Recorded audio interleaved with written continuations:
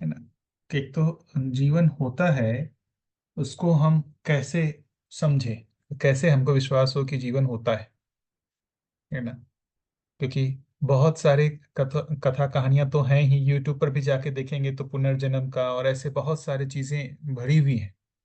उन सभी से भी हमारा विश्वास तो नहीं बन रहा कि जीवन होता है या नहीं होता है। आप सभी लोगों में से मैं बस यही पूछना चाहूँ कि आप लोगों का क्या स्थिति है, आप लोग को क्या ये विश्वास है और स्वयं में कि मैं जीवन हूँ, या एक अनुमान है।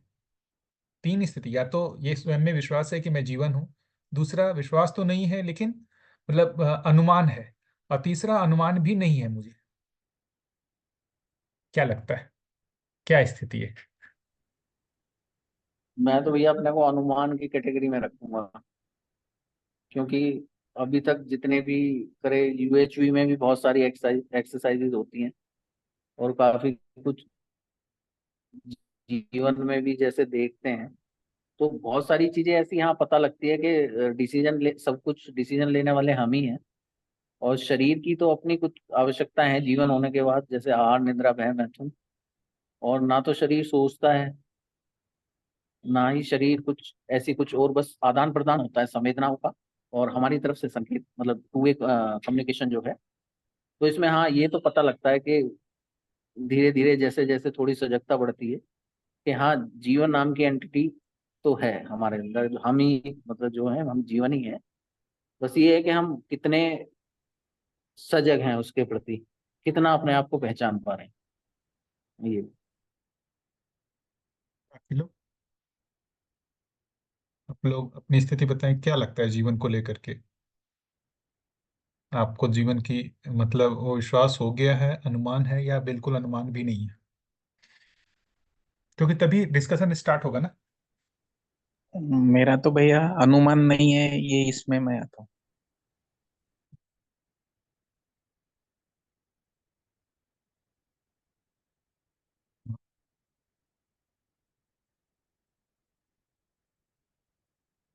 और कोई बताएंगे?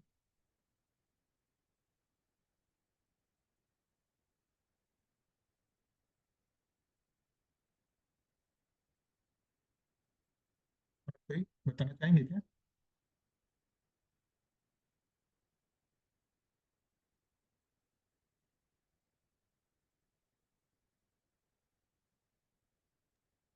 हेलो हाँ भैया बताइए ना। भैया। अच्छा, मेरी आवाज नहीं आई भैया? अभी आई भैया। अच्छा। अच्छा भैया, मैं ये कह रहा था कि मैं तो अपने को अनुमान वाली कैटेगरी में रखता हूँ। धीरे धीरे अनुमान बढ़ रहा है।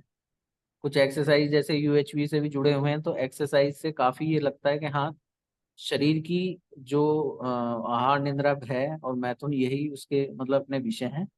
और शरीर ना सोचता है, ना ऐसा कुछ कोई एक्टिविटी, और उसके अंदर जो हम ही हमारे होने से ही फील होती है, हम ही डिसाइड करते हैं कि हाँ, उस संवेदना को या उस संकेत को हम कैसे लेंगे।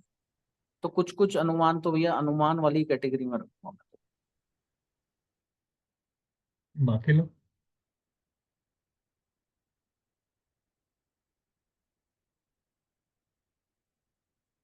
और कोई बताना चाहेंगे? हाँ भैया, नमस्ते नमस्ते सभी। मेरा भी भैया ऐसा ही था बहुत दिनों से। तो पहले भी या से पहले कई जगह जुड़ा था, वहां पे आत्मा के बारे में काफी डिस्कशन होता था, मगर पकड़ में नहीं आता। तो आ, कैसे होगा? मैं तो सोच रहा था कि कुछ अलग है, अंदर है, नहीं तो ब्रेन में है, नहीं तो अंदर कहीं पे है। तो इसमें अध्ययन में जुड़ने के बाद फिर धीरे धीरे एक दिन ऐसा हुआ कि लगा कि नहीं, ये तो मैं ही हूँ। और मैं फिर जिसको ढूंढ रहा था वो मैं ही, मैं खुद ही हूँ। तो हाँ, बाकी जितना भी चीज है शरीर में हो, बाकी जितना भी सिलेक्शन है, अ, जो भी है, वो सब मैं ही कर रहा हूँ। तो उसके बाद फिर माँ का भी हेल्थ खराब हुआ। फिर मेरा ध्यान बहुत गया कि माँ का जो जीवन है, माँ खुद जो है, वो कभी मतलब ऊपर नीचे नहीं हुई।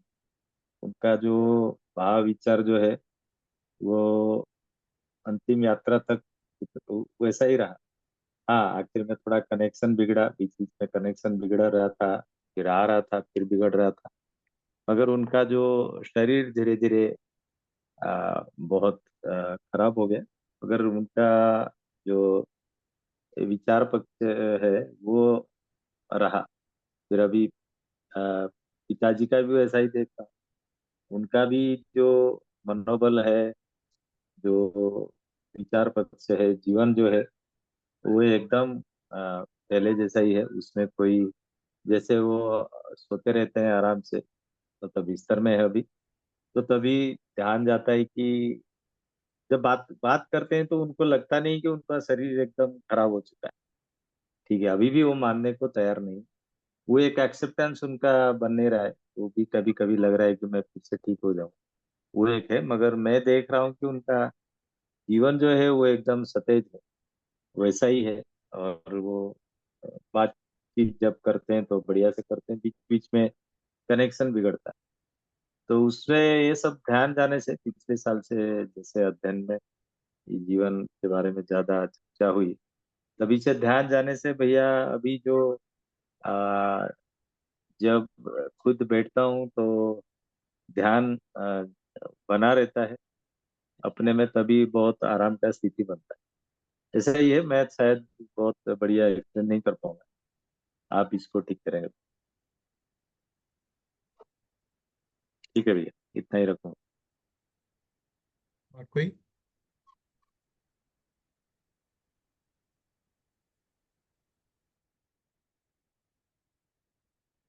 और कोई करना चाहेंगे?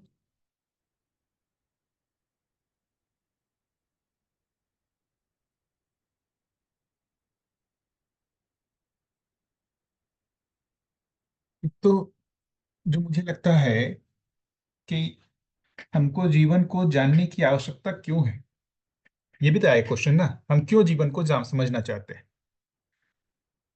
कोई भी चीज जो होता है, मतलब किसी भी चीज को जानने की इच्छा, वो किसी हमारी आवश्यकता के लिए होती है ना। जैसे साइंस ने इतने सारे चीजों को पहचाना, वो कोई आवश्यकता है तब तो पहचाना, है ना। एटम बम क्यों बनाना है भाई? वो हमारी आवश्यकता है। हमको दूसरे पे हमला करना है, इसलिए हमको एटम बम बनाना है। हमारे को कार बनाने की क्या आवश्यकता है? क्योंकि वो कार हमारी आवश्यकता है ना। तो ये पहले पहचानना होगा कि जीवन को पहचानना हमारी आवश्यकता है क्या। यदि आवश्यकता है तो क्या आवश्यकता है, किस कारण से जीवन हमारी जिज्ञासा की वस्तु बनेगी। ये एक महत्वपूर्ण मुझे जो लगता है कि आप लोगों ने इसको, जैसे जीवन, जैसे अभी मतलब मीनल दीदी ने जो पूछा कि जीवन को हम मैं जानना चाहती हूँ, तो देखिए दो कैटेगरी की चीजें होती है। एक तो जिज्ञासा, दूसरा कौतूहल। क्या कौतूहल हुआ? हमने कुछ घटनाएं देखी, जैसे मान लीजिए कहीं से हमने मूवीज देखा, है ना, आस पड़ोस में कोई घटना देखी, है ना, या अपने साथ कोई घटना देखी, और उससे हमको कौतूहल आ गया कि ये क्या चीज है, ये मुझे नहीं समझ में आ रहा है। लेकिन उसका हमारे डायरेक्ट जीने से कोई कनेक्शन नहीं है। तो दो चीज को कैटेगराइज करना पड़ेगा, एक कौतूहल और दूसरा जिज्ञासा। कौतूहल का मतलब हुआ कि वो मेरे जीने से बहुत जुड़ा हुआ नहीं है। यदि वो मुझे समझ में नहीं भी आए तो मुझे कोई बहुत दिक्कत नहीं हो रही पर्सनली मेरे जीने में। जिज्ञासा का मतलब वो मेरे जीने से जुड़ा हुआ है। यदि वो मुझे समझ में नहीं आएगा तो मेरे जीने में तकलीफ हो रही है, मैं जी नहीं पा रहा हूं वैसा। ये दोनों में डिफरेंस समझ में आ रहा है क्या? कौतूहल और जिज्ञासा, जी भैया बिल्कुल। है ना। हाँ। तो ये कैटेगराइज करना पड़ेगा कि हमारा जो जीवन के लिए, जो जीवन को हम जानना चाह रहे हैं, वो हमारा कौतूहल है या हमारा जिज्ञासा है।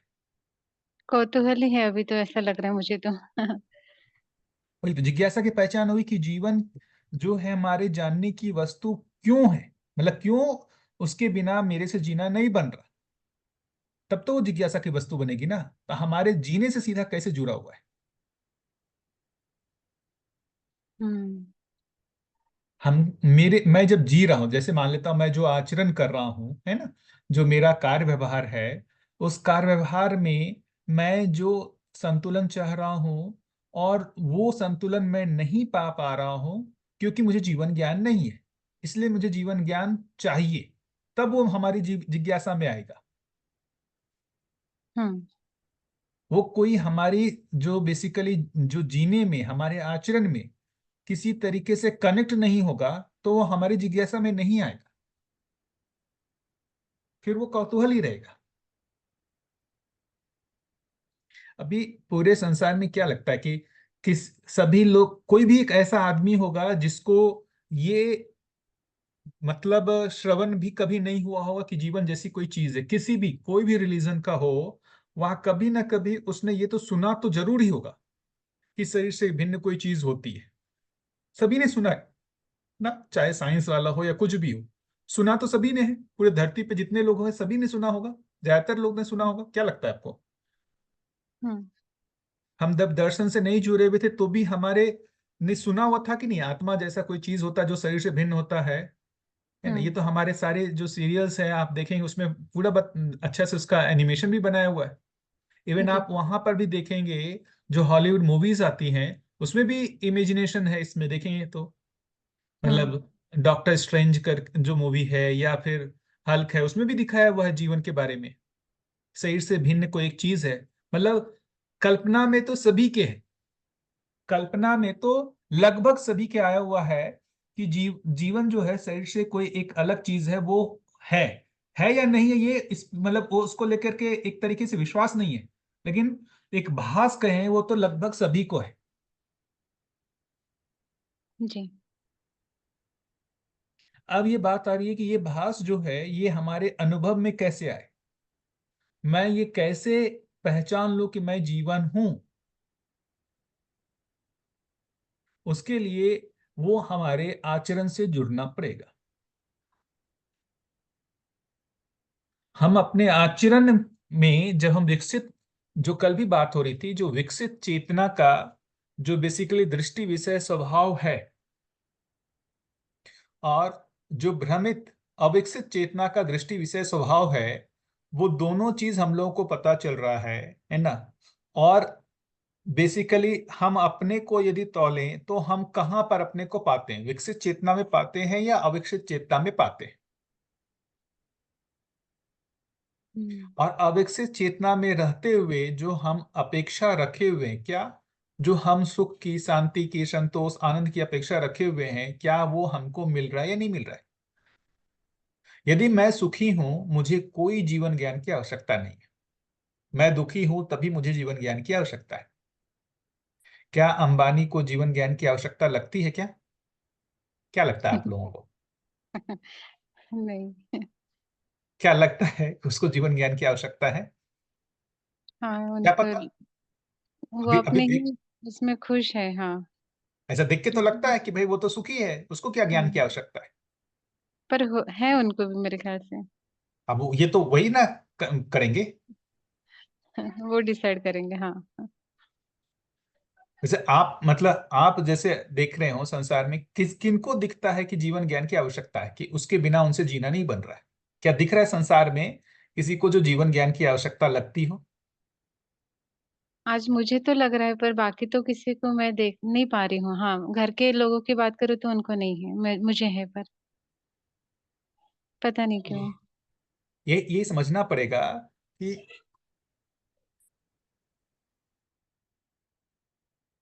ये समझना पड़ेगा कि जीवन की हमारे ज्ञान की आवश्यकता कैसे बनेगी। देखिए, जीवन के लिए जो यहाँ पर दर्शन में बेसिकली ये जो शुरुआत है ना, हर आदमी सुखी होना चाहता है, मानव धर्म सुख है। जब हम इस चीज को पहचानते हैं, है ना, और जब मैं उस चीज को ऑब्जर्व करना चाहता हूँ, करने लगता हूँ कि हाँ सही में मैं सुखी होना चाहता हूँ, परंतु मैं जिन चीजों से सुखी होने का प्रयास कर रहा हूँ उसमें निरंतरता नहीं है। सबसे पहला जो चीज है, चाहे मैं हूं या पूरा संसार है, वो सुखी होने का प्रयास किसमें कर रहा है? चार विषय पांच संवेदनाओं से सुखी होने का प्रयास कर रहा है। मैं भी उसमें इंक्लूडेड हूं, लेकिन उसमें सुख की निरंतरता नहीं हो पा रही। उसमें सुख की निरंतरता नहीं हो पा रही, तो फिर ये सही बात समझने है। का वस्तु बनता है कि तो सुख की निरंतरता है कहाँ। तो जिज्ञासा पहले बनेगी कि सुख की निरंतरता कैसे होगी।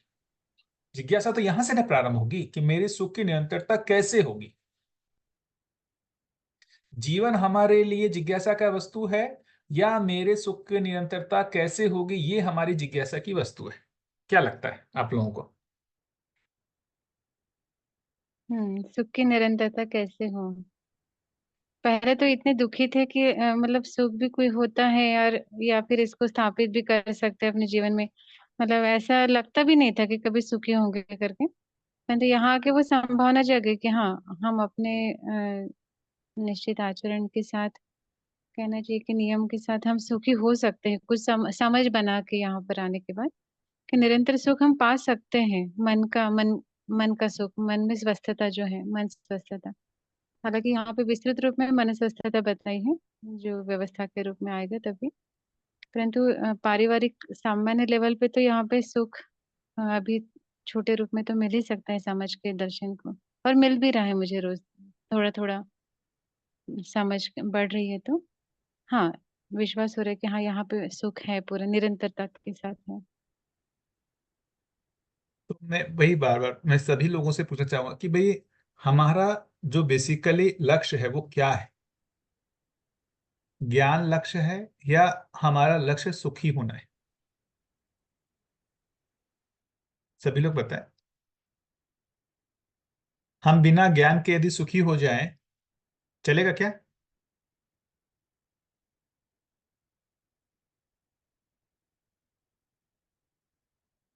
कल्पना मनुष्य करता कैसे है, जबकि उसके पहले उसका कोई भी अनुभव निरंतरता का नहीं है, और उसने उसके आजू बाजू जो भी चीज है वो भी निरंतर नहीं है, जबकि वो खुद भी निरंतर नहीं है। और ये निरंतरता का ये जो चाहत है, क्या वो प्रिय हित लाभ का ही एक विकसित रूप है? निरंतरता क्या चीज का चाहता है? सही स्वस्थता बना रहे और जो वो संवेदनाओं से सुखी होने का प्रयास कर रहा है उसकी भी निरंतरता बनी रहे। हम कितना भी भोगे, भोगने की आशा बनी रहती है। क्या भोग करके तृप्त हो गए? बचपन से बहुत सारा संवेदनाओं से सुखी होने का प्रयास किया, क्या उससे हमारा मूल्यांकन हो गया क्या कि इसमें सुख नहीं है? किसी भी संवेदनाओं को ले ले, या और भोगने की अपेक्षा बनी ही है जीवन में। उस भोगने के लिए शरीर स्वस्थता चाहिए, शरीर की निरंतरता चाहिए। तो अल्टीमेटली वहां भी देखेंगे तो सुख ही है। सुख की निरंतरता के लिए ही सारा प्रयास है।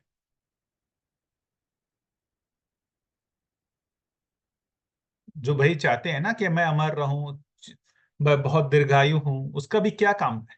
यही ना, ज्यादा से ज्यादा हम संवेदनाओं का सुख लेते रहे।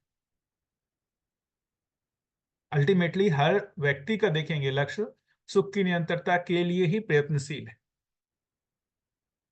या इससे कुछ भिन्न है। पहले इसको ऑब्जर्व करना पड़ेगा ना कि लक्ष्य के रूप में जो है ना, जिसको बोल रहे हैं ना जीवन लक्ष्य। जीवन लक्ष्य क्या है? सुख शांति संतोष आनंद। वो मिलेगा कैसे? ज्ञान से मिलेगा, कैसे मिलेगा वो बाद में आएगा, लेकिन लक्ष्य के रूप में तो जीवन लक्ष्य यही है ना, सुख शांति संतोष आनंद। ये दर्शन में तो यही बात कही जा रही है, जीवन लक्ष्य सुख शांति संतोष आनंद। भैया अगर हम दर्शन की बात भी नहीं करें, मेरी आवाज आ रही है भैया? हाँ हाँ, आ रही है भैया। जी भैया बोलिए ना। चली गई भैया आपकी आवाज। आप जो दर्शन पढ़ा हुआ है नहीं पढ़ा हुआ है, कहीं पर भी है इस धरती के किसी भी कोने पर, किसी भी आदमी को जाके पूछेंगे, है ना, उसका लक्ष्य सुखी होना ही है। ये हम अपने अधिकार पर बोल सकते हैं। मैं जीवन हूं या नहीं हूं, मुझे उसमें संशय हो सकता है, लेकिन मैं सुखी होना चाहता हूं या नहीं होना चाहता हूं इसमें संशय है क्या? कि ये आपका अपना अधिकार है, इस अधिकार पे आप बोल पा रहे हैं। इसके लिए आपको किसी दर्शन की जरूरत नहीं है। क्या लगता है, पहले इसको ही क्लियर कर लें। मैं जीवन हूं नहीं हूं इसके लिए तो हम अभी श्योर नहीं है, लेकिन मैं सुखी होना चाहता हूं और हर मानव सुखी होना चाहता है, ये हम अपने अधिकार पर कह सकते हैं क्या? हाँ, ये कर सकते हैं। इसमें तो कोई कंफ्यूजन नहीं है। नहीं। और इस धरती के समस्त मानव किसी से भी जाके देखिए, एक आपने अपने लिए जो देखा कि मैं सुखी होना चाहता हूं, उसको सभी मानव के लिए जनरलाइज किया सकता है क्या? कि हम किसी भी मनुष्य से जाके पूछेंगे वो यही उत्तर देगा, इससे अन्यथा नहीं दे सकता। ये भी हम श्योर हो जाते हैं ना। हाँ।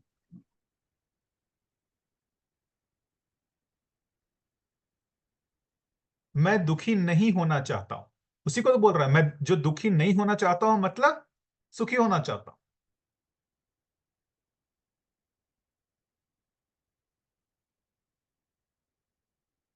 दुख स्वीकार नहीं है, सुख ही स्वीकार है। अब ये जो लक्ष्य बना है, इस लक्ष्य की प्राप्ति कैसे हो? क्या कृष्ण भैया क्या बोलना चाह रहे हैं, बताएंगे? मैं दुखी नहीं होना चाहता हूं। भैया मेरा मुझे लगता है नेटवर्क इशू की वजह से कई बार आवाज नहीं जा रही। आपकी आवाज मुझे आ रही है।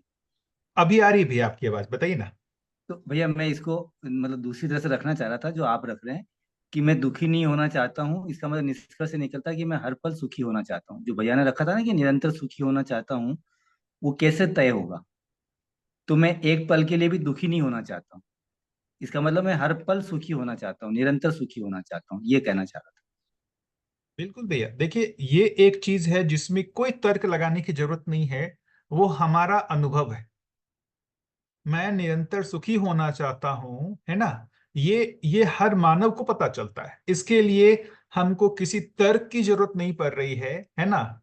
मैं अपने आप में ये टटोल के नहीं देख रहा हूं, अच्छा सही में मैं सुखी होना चाहता हूँ क्या, ये मैं सुखी होऊंगा किससे, वो उसमें तर्क लगाना होगा। लेकिन मैं सुखी होना चाहता हूँ कि नहीं होना चाहता हूँ, इसमें कोई तर्क नहीं लगता। आप छोटे बच्चे से भी पूछ लीजिए, वो भी बता देंगे। तो एक जगह तो हम अपने अधिकार पर कह पाए कि क्या मैं सुखी होना चाहता हूं, तो इसका उत्तर है हाँ, और वो भी निरंतर,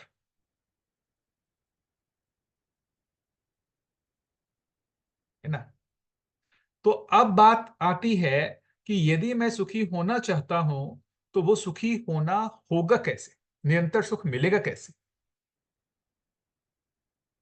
तो जागृति क्रम को अध्ययन करना होगा। जागृति क्रम से पता चला कि जो बेसिकली जो मन वृत्ति चित्त बुद्धि आत्मा का जो स्वरूप जीवन के रूप में यहाँ जो बताया जा रहा है, उसकी शुरुआत नियति विधि से देखेंगे। मन जो है वो शरीर के साथ तद्रूप होकर के चार विषय पांच संवेदनाओं से सुखी होने का प्रयास शुरू करता है। ये जो प्रयास है ना, वो आपको यहीं से जीव चेतना से ही शुरू हो जाता है। तो हर आदमी सुखी होने के लिए प्रयास कर रहा है। अभी संसार में जितने भी लोग हैं ना, वो सुखी होने के लिए ही प्रयास कर रहा है। उनका पहला जो सोर्स है सुखी होने का, वो चार से पांच संवेदनाएं हैं। उससे थोड़े से और विकसित होते हैं, तो वो बेसिकली मूल्य मूलक आस्वादन मतलब भाव से सुखी होना चाहते हैं। रुचि मूलक, मूल्य मूलक, मैक्सिमम तो रुचि मूलक ही दिखता है। मूल्य मूलक वो दिखता है, वो बहुत लिमिटेड में दिखता है, अपने परिवारजनों के साथ कुछ स्वजनों के साथ ऐसा दिखता है। अभी इतना ही तो है ना, पूरा मानव जाति मूल्यांकन करेंगे तो इतना ही है ना, किससे ज्यादा है? हाँ, इतना ही है। तो अब इंक्वायरी आती है, भाई अब ये जीवन ज्ञान की आवश्यकता क्यों है? तो अब हम जब इसको इंक्वायरी करने जाएंगे कि भाई मैं जो सुखी होना चाहता हूं वो होगा कैसे, तो फिर ये समझ में आता है कि जो हमारा सुखी होने का मैकेनिज्म है, देखिए सुख एक प्रोसेस है ना, एक प्रोसेस है, मन की एक स्थिति है। तो वो मन की स्थिति कैसे होगी, मन कैसे उस स्थिति को प्राप्त करेगा, तो मन के मैकेनिज्म को समझना होगा। तो जब हम मन के मैकेनिज्म को समझना चाह का कोशिश करते हैं तो हम देखते हैं कि मन अकेले में नहीं है। मन जो है वो बेसिकली कोई एक आइसोलेटेड मतलब एक तरीके से फैकल्टी नहीं है, वो जीवन का एक भाग है मन। तो फिर पता चलता है जीवन के और कौन से भाग हैं। तो पता चला और जो भाग है वृत्ति, चित्त, बुद्धि और आत्मा। तो फिर समझ में आता है कि मन को भी समझना होगा और जीवन के जो ये सारे अंग है उसको भी समझना होगा, क्योंकि ये सभी कनेक्टेड है। मन वृत्ति से भी कनेक्टेड है, चित्त से भी, बुद्धि से भी, आत्मा से भी, सभी से कनेक्टेड है। तो इस पूरे इंटरकनेक्शन को पहचानना होगा, समझना होगा। तभी जो हम मन की वो स्थिति है जिसको अपन पाना चाह रहे हैं, निरंतर सुख, उसको पाया जा सकता है। कहीं पर भी जैसे देखे ना, आप किसी भी सिंपल सा कोई भी आपके घर में कोई एक मान लेते हैं, कोई भी एक सिस्टम है, फैन है, फ्रिज है, वॉशिंग मशीन है ना। कुछ भी खराबी होता है तो उसके पूरे सिस्टम को समझना पड़ता है। पूरा सिस्टम समझ में आता है तो वो छोटा सा जो भी पार्ट है उसका क्या रोल है उस पूरे सिस्टम में, उसको पहचानते हैं, तभी वो पूरा सिस्टम स्वस्थ काम करता है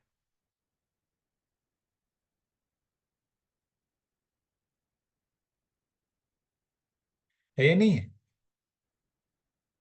तो एक छोटी व्यवस्था को पहचानना और वो किस जो बड़ी व्यवस्था का पार्ट है उसको भी पहचानना होता है। पूरे शरीर में हार्ट में प्रॉब्लम हुआ है ना, हार्ट को हमने कुछ ठीक कर दिया और बाकी पार्ट जो है गड़बड़ा गए, क्या फायदा। तो हार्ट को भी पहचानना और उसके जो इंटरकनेक्शन, उससे जो बड़ी व्यवस्था है, जो पूरे शरीर व्यवस्था है, उसके साथ भी पहचानना होगा। तो मन एक जो बेसिकली कह रहे हैं, जो मन एक अंग है उसको भी पहचानना होगा, और मन जो जिस बड़े एक व्यवस्था का पार्ट है जिसको जीवन बोल रहे हैं उसको भी पहचानना होगा। यही ना बनता है तर्क से। क्या लगता है कि पहला एक स्टेप हुआ, हमारा लक्ष्य जो है निरंतर सुख है, ये हमारे को हमने अपने अधिकार पे कह दिया। अब बात आता है कि निरंतर सुख जो होना है वो होगा कैसे। तो एक फैकल्टी को जो पहले पहचाना कि ये जो निरंतर सुख है वो वो है कहाँ, मतलब वो निरंतर सुख जो है वो किस अंग में घटित घटित हो रहा है। क्या शरीर में घटित हो रहा है, या शरीर से भिन्न जो मन की एक अवधारणा दी जा रही है उस मन में घटित हो रहा है। ये सुख दुख की घटना ये शरीर में कहीं हो रही है, या शरीर से भिन्न किसी मन एक जो कहा जा रहा है उसमें ये घटना घट रही है सुख दुख की। फिर उसके आगे होगा, फिर ये मन जो है वो मन में जो सुख दुख की घटना घट रही है, तो उसमें कभी सुख कभी दुख क्यों हो रहा है, तो निरंतर सुख कैसे होगा। तो फिर वो देखना पड़ेगा शरीर जो मन है वो बेसिकली किसका पार्ट है, शरीर का है या जीवन का है। तो जीवन का है, उस पूरे पार्ट को ही समझना पड़ेगा, पूरे जीवन को ही समझना पड़ेगा।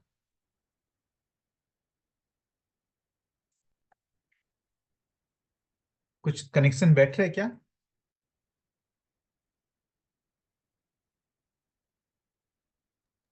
हाँ भैया। हाँ भैया। तो पहले तो देखिए एक चीज तय हुआ, पहला तो तय हो गया कि हम निरंतर सुखी होना चाहते हैं, इस ये तो हमने अपने अधिकार पे कह दिया। अब दूसरा जो क्वेश्चन मैं पूछूंगा, जो मैं निरंतर सुखी होना चाहता हूं, है ना, तो ये जो सुख है वो सुख जो है वो किसकी आवश्यकता है, वो सुख कहां पर घटित हो रहा है, जो सुख जिसको बोल रहा है, जो मैं सुखी दुखी हो रहा हूं। ये पता चलता कि मैं दुखी हूं, जब आपसे कोई पूछते हो तो क्या है, मैं दुखी हूं। तो जब आप बोल रहे हैं मैं दुखी हूं, मैं कौन है वो, मैं दुखी हूं जब आप भाषा का प्रयोग कर रहे हैं, आप हम सभी लोग प्रयोग करते हैं ना, मैं दुखी हूं या मैं सुखी हूं, ऐसा भाषा का प्रयोग करते हैं, अपने ही पता चलता है। तो जिस मैं को मैं बोल रहा हूं ना कि मैं जो दुखी हूं, ये मैं है क्या, ये मैं हमारा हृदय है, लीवर है ना, लंग्स है, ब्रेन है, क्या है ये मैं जो सुखी दुखी हो रहा है।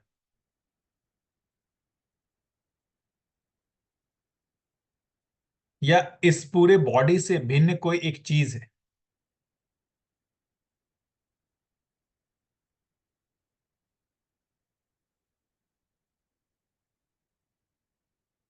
बताइए। अब नमस्ते भैया, सभी को नमस्ते। भैया अभी तो बात हो रही है मन की, तो कि बॉडी का कोई पार्ट तो दुखी नहीं हो रहा, वो मेरा मन दुखी हो रहा है, वो मन ही तो है जो दुखी हो रहा है या भैया सुखी हो रहा है।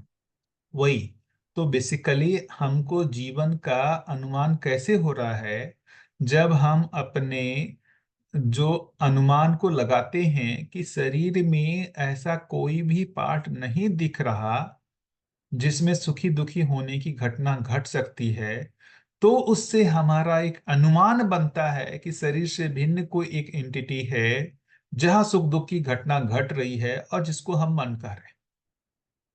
डायरेक्ट मन का अनुमान नहीं बन रहा है, हम शरीर और को देख भैया करके। मन का जो अनुमान बन रहा है, वो मन को आइडेंटिफाई भी नहीं कर पा रहे कि भाई शरीर में मन है कहाँ। वही तो तो कह रहे वो हैं ना। लगता है कि भाई शरीर से अलग पार्ट है, कोई अलग है कुछ। तो हम भी उसी से अनुमान बना रहे हैं ना, हमारा भी हम्म। अनुमान तो उसी से ही बन रहा है ना। हम पूरे हाँ शरीर उसी। विज्ञान को समझ लिए हैं, पूरे शरीर विज्ञान के हर पार्ट्स को समझे हुए हैं, और वहां से हमको ये अनुमान नहीं बन रहा है कि जो सुख दुख होने वाला जो भाग है वो शरीर के किसी भाग में हो सकता है। हाँ मतलब जो साइंस को बहुत ज्यादा एक्सेप्ट करते हैं वो ज्यादा से ज्यादा यहां तक कह देंगे कि भाई ब्रेन में होता है, सुख दुख ब्रेन में होता है। कुछ लोग जो हैं वो हार्ट में भी बोल सकते हैं, लेकिन हालांकि हार्ट वाले तो आजकल कम हो गए हैं, है ना। नहीं तो सारी मूवीज तो ये उस पर ही बनी हुई है, दिल पर ही, सारे भाव को दिल में ही लाके रख दिया है ना। तो साइंस ने तो अब उसको अच्छे से पहचान लिया है, बोले भाई यहाँ पर कोई भाव नहीं है, भाव का प्रभाव पड़ता है लेकिन भाव इसमें नहीं है। तो मुझे जो लगता है कि जीवन का पहला अनुमान तो यहीं से बनता है जहां पर हम को एक जो ये कहें कि ना अपने अधिकार बोल सकते हैं, हाँ जीवन शरीर से भिन्न कोई एक चीज तो है। क्योंकि जीवन शरीर का कोई भी भाग जो है वो सुखी दुखी नहीं हो सकता। क्या ये ठीक कहना है? क्या लग रहा है, आप लोग बताएं। हाँ आप लोगों को ये कैसे जीवन का अनुमान बन रहा है? भैया ये तो दर्शन के प्रस्ताव हैं, या उसके पहले भी जो परंपरा में जो बातें कही गई हैं वो हमने सुन रखी हैं। वो अभी तक तो आधार वही बनता भैया, ऐसे कुछ अलग तो लगता नहीं है कि जैसे मान लो विचार की बात कर रहे हैं हम, आशा है तो ये ऐसा भी तो लगता है ना कि ब्रेन में चल रही है। जीवन जो है ब्रेन में हो सकता है, जो भी जो जिसको हम जीवन बोल रहे हैं। और ये सिग्नल चला गया भैया। बिल्कुल देखिए भैया, जो भैया बोलना चाह रहे हैं ना कि भाई हम जो भी चीज हमारा अनुमान बन रहा है वो कहीं से सुन करके कहीं से पढ़ के बन रहा है। मैं वही कर रहा हूं, उसको मैं सीधे अपने अधिकार पर, जैसे मैं सुखी होना चाहता हूं, ये क्या किसी जगह से पढ़ करके कहीं से सुन करके बोल रहा हूं या सीधा अपने अधिकार पर बोल रहा हूं? अधिकार से ही बोल रहे हैं हम। और मैंने सोचा कि चलो परंपरा का कुछ भी नहीं मानते कि मन है, वृत्ति है, चित्त है, बुद्धि है, आत्मा है, ये कुछ भी नहीं है। सोल नहीं, स्पिरिट नहीं, कुछ भी नहीं है, वो रूह नहीं है। और फिर मैं शरीर को देख रही हूँ, तो फिर मुझे शरीर दिखता है, शरीर का गठन दिखता है कि जो एक भ्रूण है, भ्रूण को जैसे खत पानी मिल गया, सब मिल गया, तो वो बड़ा हो गया और वो अपने आप एक्टिव होने लगा, जैसे कि पेड़ हो जाता है, बीज रूप में रहता है, छोटा छोटा पौधा होता है, फिर बड़ा होता है, फिर फल देता है, फिर उसकी जैसे ही पूरी प्रोसेस हो जाती है तो विरेचन की ओर भी जाता है वो। तो ऐसा ही फिर मानव शरीर को ही मैं देख रही हूँ, अगर ये सब मैं साइड में रखती हूँ तो मैं मुझे भी ये नेचुरली प्रोसेस लग रहा है कि हाँ, जैसे जो यंग वंस बेबी होते हैं, वो छोटे से बड़े होते हैं, फिर आयु के पश्चात वो विघटित हो जाते हैं, और फिर से उनका मतलब वो उर्वरक बन जाते हैं। ऐसे ही मैंने मानव शरीर को देखा है बस। तो मैंने ऐसे साइड में रख के भी पढ़ना चाहा, तो मैं शायद फंस गई हूँ बहुत ज्यादा उसके ऊपर, नहीं सोच भैया सोच के, देखिए, इसलिए। मैं जो कनेक्ट करना चाह रहा हूँ ना, हाँ। फंक्शनिंग के माध्यम से हम जीवन को समझने का पहले प्रयास कर रहे हैं। फंक्शनिंग, है ना। भाई कोई चीज कैसे फंक्शन करता है उसको देख करके, उसको समझ करके हम जीवन का अनुमान करना चाह रहे हैं। हम्म। तो पहले जीवन को क्रिया के रूप में पहचानना, क्रिया के रूप में समझना। मन, वृत्ति, चित्त कोई एक क्रिया है, और शरीर भी एक क्रिया है, छोटी हम्म। क्रिया। और वो छोटी क्रियाओं से बना हुआ एक शरीर बहुत बड़ी क्रिया है। तो एक बड़ी क्रिया, उसके अंदर छोटी छोटी क्रियाओं हैं, और वो सारी क्रियाओं के जो बेसिकली इंटरकनेक्शन है उसी को शरीर बोल रहे हैं। तो शरीर की क्रियाओं को हम समझने की कोशिश कर रहे हैं, मन, वृत्ति, चित्त की क्रियाओं को भी समझने की कोशिश कर रहे हैं।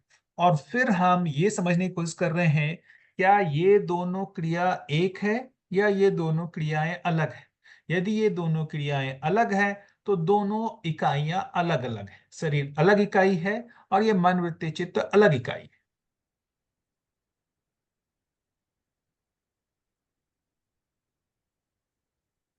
फिर आएगी बात उसके आगे कि जो हमको क्रिया है, वो क्रिया जो जिस उसका रूप, क्रिया के साथ उसका रूप भी है।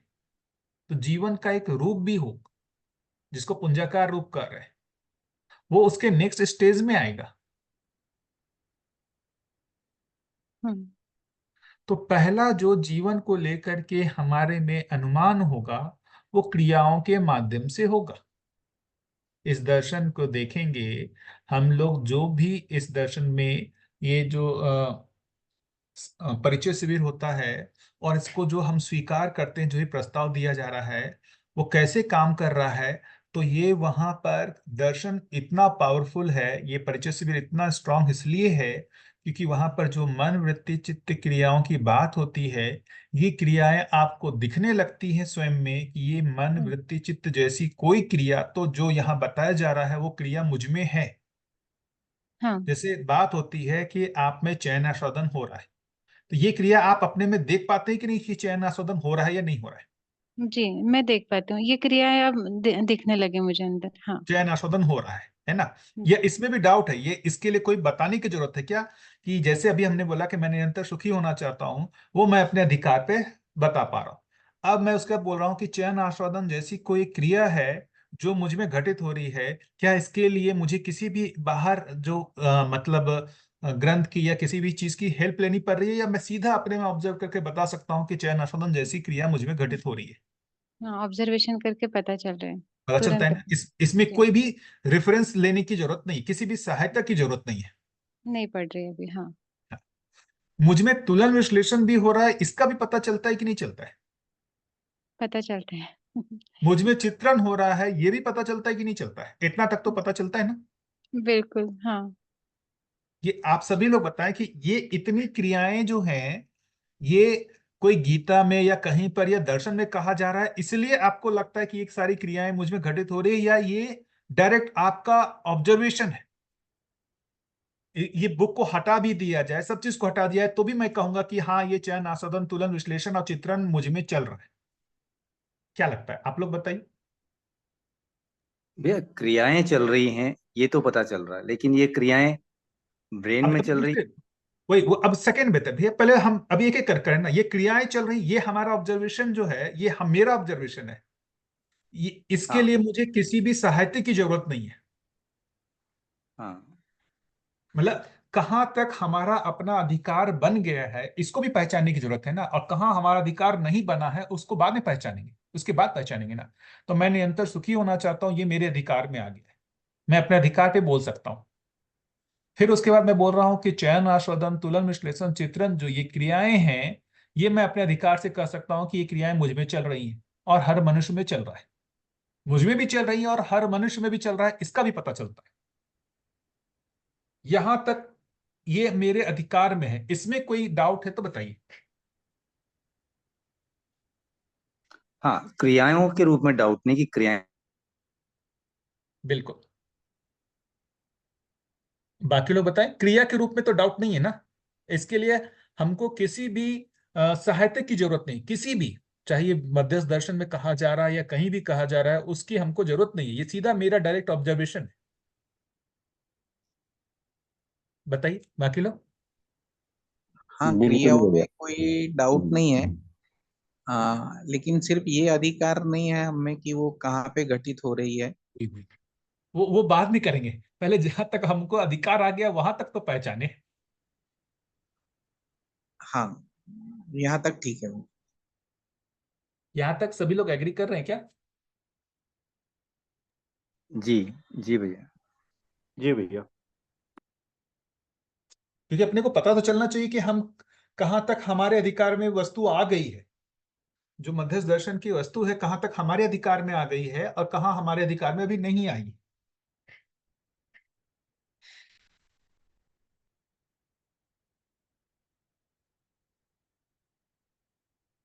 हम्म,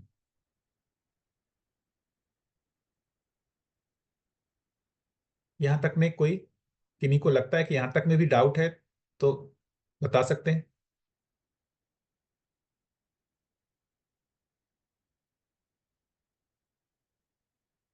नहीं। अब इसके बाद जो अगला स्टेप आता है ना, कि ये जो जैसे अभी हम कहते हैं, मतलब जैसे मैं कहता हूँ हार्ट, एक हार्ट का एक फंक्शन है। क्या फंक्शन है? तो भाई वो ब्लड सर्कुलेट करता है। तो वो एक ब्लड सर्कुलेशन एक फंक्शन हुआ। वो फंक्शन के साथ उसका रूप भी जुड़ा हुआ है। वो रूप भी हमको दिखता है, क्रिया भी दिखती है, रूप भी दिखता है, हर चीज में। लंग्स उसका क्रिया है और उसका रूप है। तो ये शरीर के जब हम बात आते हैं तो वो सारी क्रियाएं भी हमको पता है और उस क्रिया के साथ उसका रूप भी पता है। अब जो बात आ रही है मन वृत्ति चित्त, ये क्रियाएं तो हमको पता चल रही हैं, लेकिन ये क्रिया जिस रूप के साथ जुड़ी हुई है वो हमको नहीं दिख रहा। क्रिया के साथ रूप हमको नहीं दिख रहा, इसलिए वो क्रिया हम जो है उसमें हम ऑथेंटिक नहीं हो पा रहे हैं कि ये क्रिया शरीर का पार्ट है या शरीर से भिन्न किसी रूप का पार्ट है। कंफ्यूजन यही ना है। क्रिया के साथ जो रूप जुड़ा हुआ है वो बेसिकली वो कहाँ पर है? वो क्रिया का जो क्रिया किसी रूप में ही घटित हो रही है। वो रूप कहाँ है? वो शरीर में है या शरीर से भिन्न किसी रूप में है? कंफ्यूजन तो यही है ना भैया?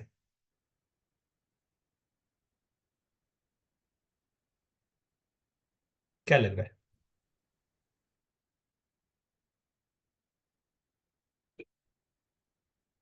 जी भैया, यही बेसिक कंफ्यूजन है।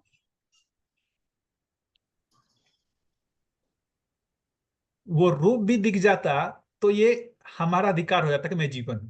क्रिया दिखने के बाद भी रूप नहीं दिख रहा।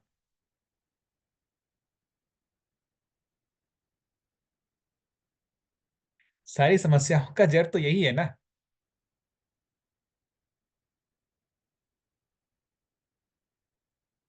बिल्कुल। हाँ, इसीलिए बेचैनी हो रही है कि वो क्या चीज है, ये जानना चाह रहा है दिल मेरा। और वो जो उन्होंने कहा था कि उनकी बेटी उनकी डेथ हो गई और फिर उनको दिख रही है, वो किस रूप में दिख रही, क्या दिख रही? फिर वो पुंज रूप में दिख रही है कि ऐसा वाइट दाने दाने दाने ऐसे बॉडी का शेप लेके पूरी जैसी वो हाइट हेल्थ में आकार में लंबाई में है वैसे दिख रही। ये तो मैंने उनसे पूछा ही नहीं था फिर उस दिन एक्चुअली कि वो कैसे दिख रही है उनको करके बताइए मुझे। मैं अब पूछूंगी उनसे, एक आध दिन बात होगी तो। परंतु ये जो है मन वृत्ति चित्त बुद्धि चित्त तक की जो ये क्रियाएं हैं वो इसका रूप नहीं दिखता है कि हाँ हाँ, वो कहाँ हो रही। पता तो चल जा रहा है कि स्टेप बाय स्टेप वो होती है, दिख रही है और रूप लेती है, पर वो आकार नहीं दिखता। हाँ, आकार के रूप में नहीं दिखता है कुछ ऐसा कि डेफिनेट मैं बता पाऊँ कि हाँ ये वही है करके। वो क्रिया के रूप में ही दिख रहा है मुझे, मतलब क्या वही, कैसे बोलूं, देखिए मैं विचार वही के कह रूप रहा में। हूँ। हमारा जो भैया विश्वास, हाँ बोलिए भैया। भैया मैं इसमें थोड़ा एक जोड़ना ये चाह रहा हूँ कि जैसे ये क्रियाएं हो रही है इसमें तो कोई डाउट नहीं है, लेकिन ये शरीर के अलावा कहीं हो रही है इसमें डाउट आ जाता है। वही तो मैं भी कह रहा हूँ क्यों? भैया। हाँ, क्योंकि और उसमें एक मतलब एजम्पशन अननोइंगली साइन हो जाता है कि शरीर के सिवा भी कोई चीज है। लेकिन जबकि अभी यही प्रूव नहीं हुआ है कि वो चीज का अस्तित्व है या नहीं। मैं वही कह ठीक रहा से हूँ रख पाया भैया? ना। बिल्कुल, देखिए, अभी बेसिकली फिर मैं आगे इसको इसलिए कनेक्ट कर रहा हूँ। हमारा किसी भी वास्तविकता को जो समझना है, उसमें रूप प्रधान है हमारा। रूप प्रधान विधि से हम किसी भी चीज को समझने को ही समझ मानते। दिखना मतलब रूप दिखना, जबकि बाबा जी बोल रहे हैं दिखना मतलब समझ में आना। इसको डिफरेंशिएट करने की जरूरत है भैया। हमारा दिखना मतलब आंखों से दिखना। आंखों से क्या दिखता है? रूप दिखता है। तो आंखों से एक क्षमता है, मतलब आंख की एक क्षमता है कि इतनी छोटी चीज को ही देख सकता है, उससे सूक्ष्म चीज को नहीं देख सकता। तो उसने और भी बड़े यंत्र बनाए। तो अल्टीमेटली हम जो दिखना जो वर्ड बोल रहे हैं, मतलब जो वो बोल रहे हैं उसका रूप दिख जाना। अभी हमको रूप दिख जाए ना, तो हमको विश्वास हो जाएगा कि जीवन होता है। रूप नहीं दिख रहा, क्रिया दिख रही है। क्रिया दिख रही है कि नहीं दिख रही है, इसको इसको क्या भाषा बोलना चाहिए? क्रिया हमको स्वयं में दिख रही है कि नहीं दिख रही है? अच्छा, मतलब ऐसा रूप कोई है नहीं है, क्रिया का रूप ही वो नहीं, जीवन। नहीं, अभी मैं ये भाषा का बोलूं कि ये मन वृत्ति चित्त जो क्रिया है, वो मुझे स्वयं में दिखता है। ये भाषा सही होगा या गलत होगा? दिखता है कि नहीं दिखता है? ये भाषा भैया अभी गलत इसलिए होगा क्योंकि मतलब आप दिखना को इसके रूप से सिर्फ जोड़ेंगे तो गलत होगा। नहीं नहीं नहीं, मतलब इन पे जो आरोपित हो रहा है, इनमें इन पे जो क्रियाएं आरोपित हो रही है वो तो दिखती है। जैसे चयन आस्वादन दिखता है। हाँ, वही तो मैं कह रहा हूँ, तो मैं भी तो वही कर रहा हूँ कि चयन आस्वादन क्रिया स्वयं में दिखता है कि नहीं दिखता है? हाँ ये दिखता है। तो ये आंखों से दिखता है क्या, कि समझ में आता है? ये समझ में आता है। तो दिखना बराबर समझ में आना, यही बाबा जी बार बार इसको वो कर रहे हैं। दिखना बराबर समझ में आना। हमारा दिखना जो अभी तक जो है, वो आंखों से, इंद्रियों से देखने को ही हम देखना मानते हैं। ये इतना गहरा है हमारा परसेप्शन कि जो आंखों से नहीं दिखता है ना, हम उसको दिखना नहीं मानते। ये हम विश्वास स्वयं पर नहीं कर पा रहे हैं कि जो चयन शोधन क्रिया मुझ में दिख रही है ना, उसको हम दिखना कहें या ना कहें। क्योंकि हमारा ज्यादा जो बेसिकली झुकाव है, वो आंखों पर है। हम रूप प्रधान विधि से दिखने को ही दिखना मानते हैं। तो दो चक्षु बोल रहे हैं, एक बोल रहा है चर्म चक्षु, दूसरा ज्ञान चक्षु। चर्म चक्षु, ज्ञान चक्षु। चर्म चक्षु का मतलब हुआ जो आंख जिसको बोल रहे हैं, जिससे दिख रहा है। ज्ञान चक्षु जिसको बोल रहे हैं सीधा जो अपने में ऑब्जर्वेशन हो रहा है, जो मैं चयन आस्वादन कर रहा हूं, ये जो मुझे दिख रहा है, वो चर्म चक्षु के माध्यम से दिख रहा है या ज्ञान चक्षु के माध्यम से दिख रहा है? क्या लग रहा है? कौन उसको देख के बोल रहा है कि चयन आस्वादन क्रिया हो रही है? चर्म चक्षु से दिखा या ज्ञान चक्षु से दिखा? वो ज्ञान चक्षु से। क्या लगता है? बताइए, आप लोग चर्म चक्षु से देख के बता रहे हैं कि मैं चयन आस्वादन कर रहा हूं, या ज्ञान चक्षु से देख के बता रहे हैं?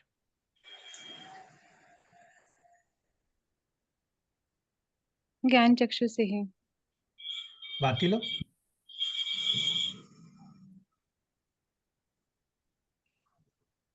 बाकी लोग? वो तो ज्ञान चक्षु से ही दिखता है भाई, तो आंखों से तो कैसे दिखे? यही तो विश्वास करने की जरूरत है कि जो ज्ञान चक्षु से दिख रहा है ना, हम उसको वैल्यू कम दे रहे हैं, और चर्म चक्षु से जो दिखता है उसको वैल्यू ज्यादा दे रहे हैं। हम्म। हमको ये ज्ञान चक्षु से दिखने के बाद भी उस पर विश्वास नहीं हो रहा है, क्योंकि हमारा चर्म चक्षु पे विश्वास ज्यादा है।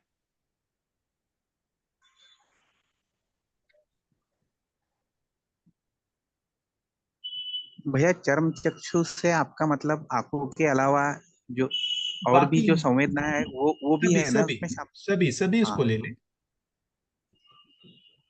हाँ, तो चर्म चक्षु पे जो प्रभाव पड़ता है भैया, उसको अनुकूल प्रतिकूल के टर्म्स में हमें दिखता है। वही तो हमें दिखता है जब हम बोल रहे हैं ना, तो उसमें ये चर्म चक्षु तो नहीं है ना, जो देखने वाला है नहीं नहीं उस समय। नहीं नहीं वही नहीं। तो मैं कह रहा हूं, वो कोई एक अलग है जिसको अपन नाम दे रहे हैं ज्ञान चक्षु।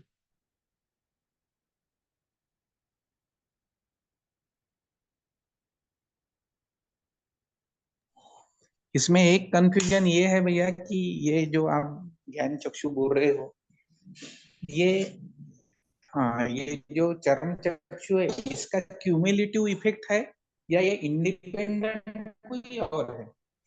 ये एक इसको कंफ्यूजन है। और देखें तो मन वृत्ति चित्त जो है, वो बेसिकली यहाँ पर कौन देख रहा है? चित्त वृत्ति ही इस क्रिया को देख रहा है।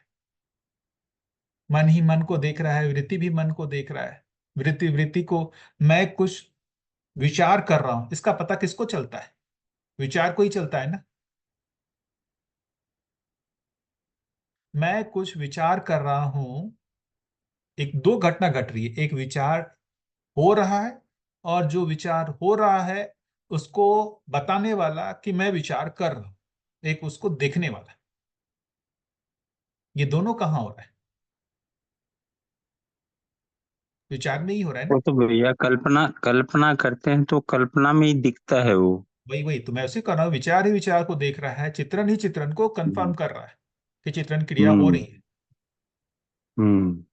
और इसी को तो उसमें ज्ञान कोई चक्षु कह रहे मॉडिफाइड हैं। करता है वो भी, कहीं उसको देख रहा है फिर उसको मॉडिफाइड भी कर रहा है, उसको उसका आस्वादन भी ले रहा है, वो उस कल्पना में ही घूमता रहता है पूरा, मतलब उसका ऐसा भी देखते हैं भाई।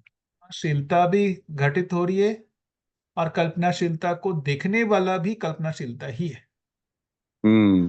वो देखता है तभी उसमें मॉडिफाइड करता रहता है कल्पना में ही। बिल्कुल। हम्म तो भैया, अब ये एक तो अनुमान में तो आ गया कि ये जो एक मन वृत्ति चित्त जैसी कोई एक क्रिया तो मुझ में है ना। और वो क्रियाएं जो है, अब इससे आगे की जो जर्नी स्टार्ट हो रही है, कि वो जो क्रिया है वो उसको एक तरीके के चैतन्य क्रिया नाम दिया जा रहा है, और शरीर में जो क्रियाएं हो रही हैं उसको जड़ क्रिया नाम दिया जा रहा है। क्या ये दोनों क्रियाएं एक जैसी हैं या अलग अलग है? तो ये तो देखना पड़ेगा। जड़ क्रिया और चैतन्य क्रिया, ये दोनों जो डिफ्रेंशिएट कर पा रहे कि नहीं, इस क्रिया को हम जड़ क्रिया कहेंगे, इस क्रिया को चैतन्य क्रिया कहेंगे, या जड़ क्रिया और चैतन्य क्रिया एक ही क्रिया है? इसको भी तो पहचानना पड़ेगा ना। क्रियाओं के माध्यम, पहले क्रियाएं पहचान में आ गए, अब उस क्रिया को डिफ्रेंशिएट करना कि किसको हम जड़ क्रिया कहेंगे, किसको चैतन्य क्रिया कहेंगे।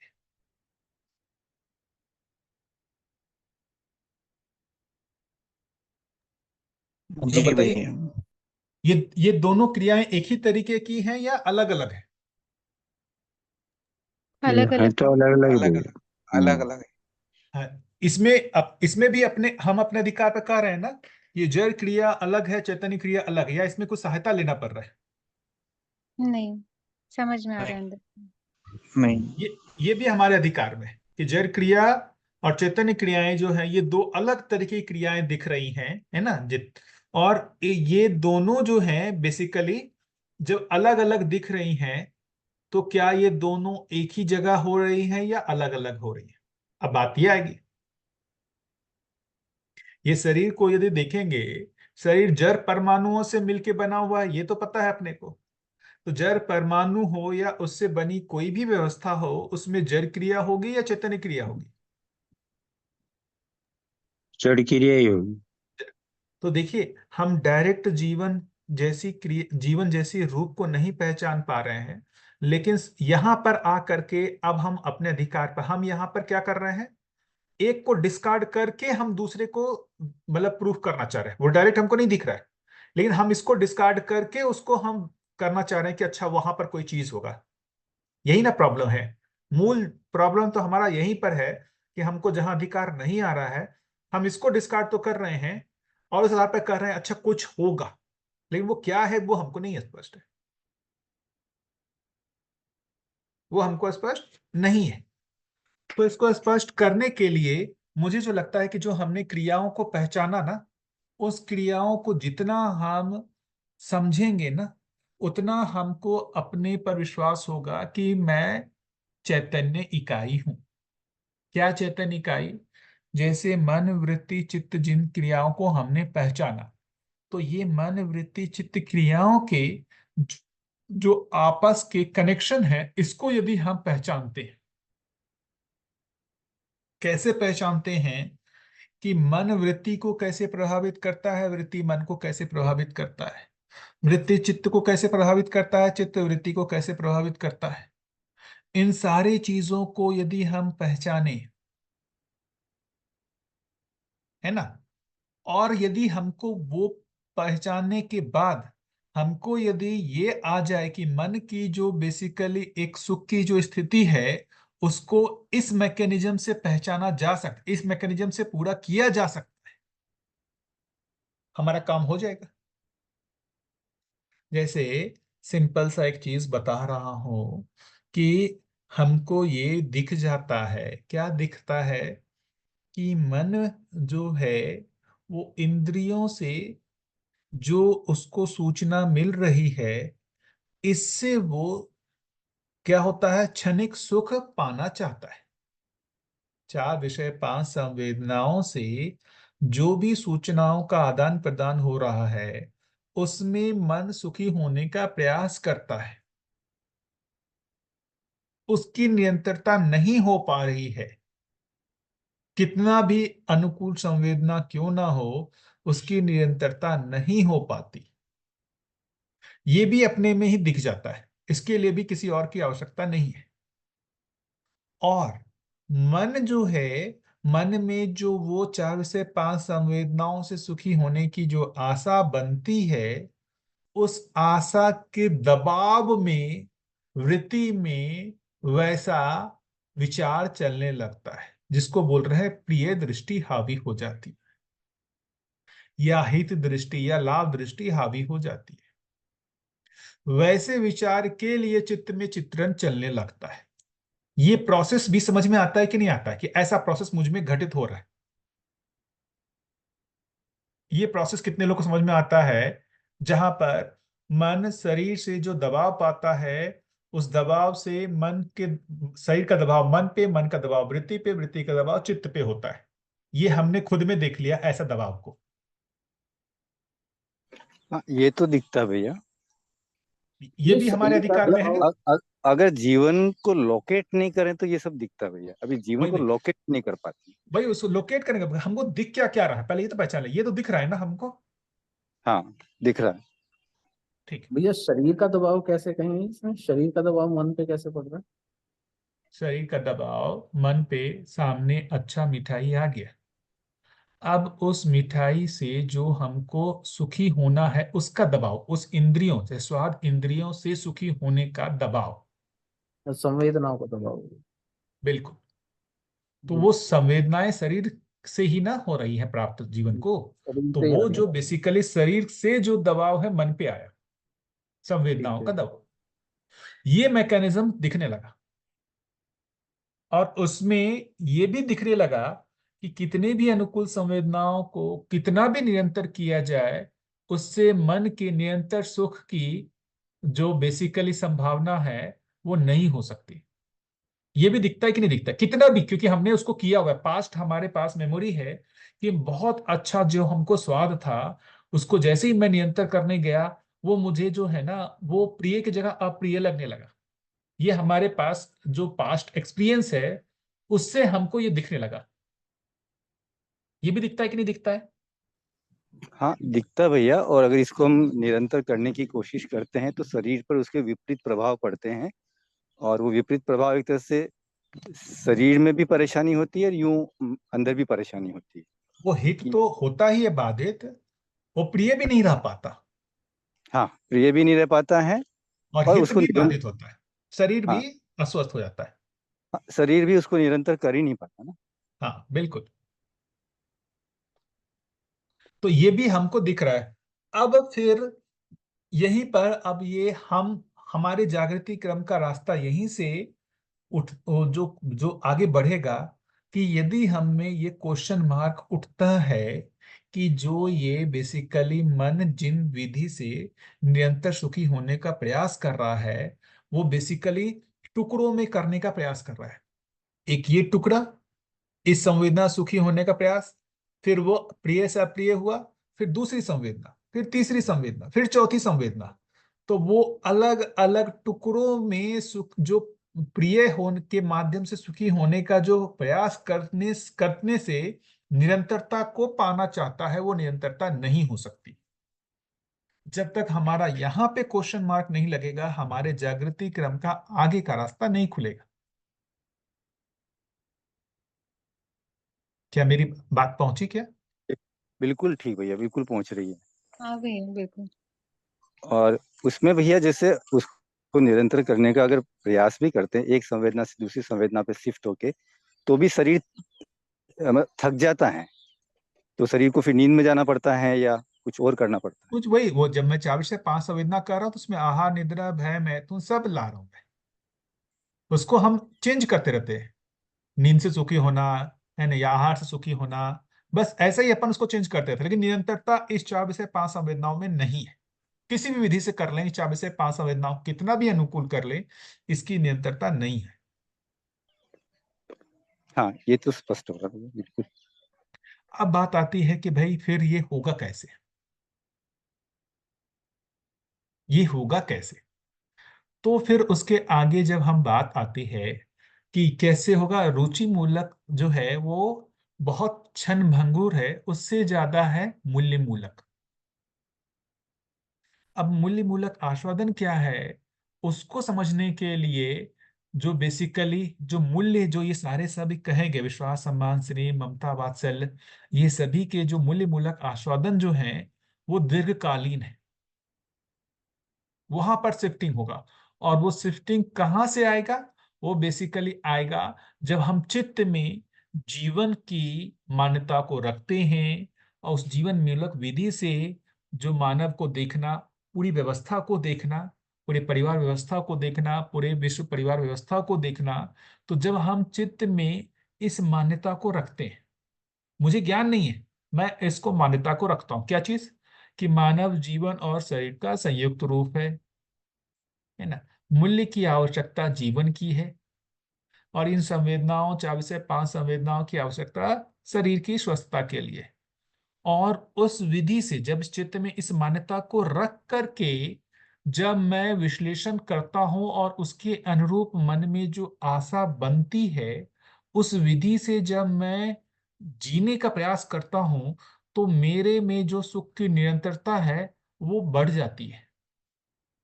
उससे वो आश्वस्ति बनती है कि जो ये मान्यता मैंने रखा है चित्त में, क्या कि मैं जीवन और शरीर का संयुक्त रूप हूं, वो कंफर्मेशन मिलता है।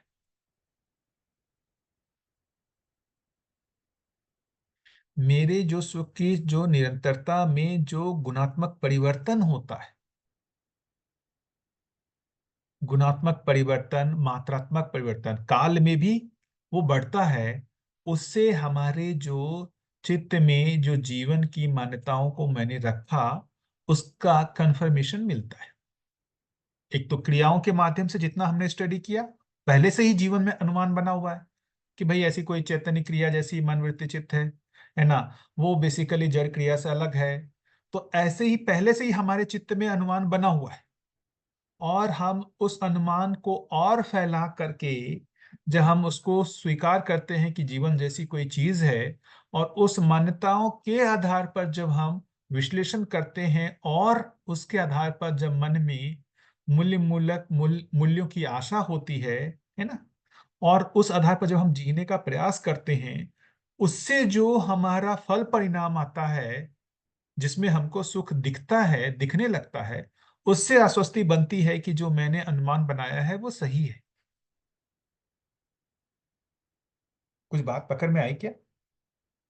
पहला घाट जो मैं बोल रहा हूं, अपने जो जीवन के उस मान्यता को चित्त में ला करके उसको विश्लेषित करके उससे अनुसार जो मन को हम प्रेरित करते हैं, मन जब प्रेरणा पाता है और उसके माध्यम से जब शरीर से हम कार्य व्यवहार करते हैं, उसके फल में जो मन को सुख मिलता है, वो जो पहले 4 विषय 5 संवेदनाओं हैं, उससे ज्यादा जो है इसमें जो दीर्घकालीन सुख मिलना शुरू होता है, उससे कंफर्मेशन होता है कि भाई जो मेरी मान्यता है वो सही है।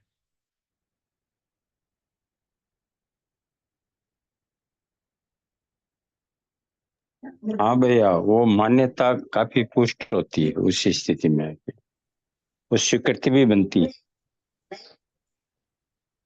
कि जो मैं एक मान्यता के आधार पे ही देख रहा हूँ, वो भी मेरे को काफी आश्वस्त करती है कि सुख तो उसमें लगता है ऐसे। तो चित्त में जीवन और व्यवस्था को ला करके मान्यताओं में, उसके अनुसार जब हम अपने आचरण में उसको लाने का प्रयास करते हैं, उस आचरण के फल में जो हमको मिलता है ना, उसको जब हम इवेल्युएट करते हैं तो हमको ये दिखता है कि जो पूर्व में 4 से 5 संवेदनाओं से जो सुख मिल रहा था, उससे ये दीर्घकालीन है।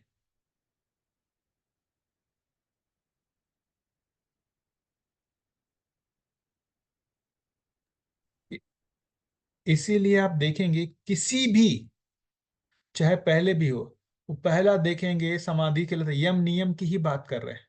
क्या यम नियम? सत्य, अहिंसा, अस्तेय, अपरिग्रह, ब्रह्मचर्य, इसका पालन करो।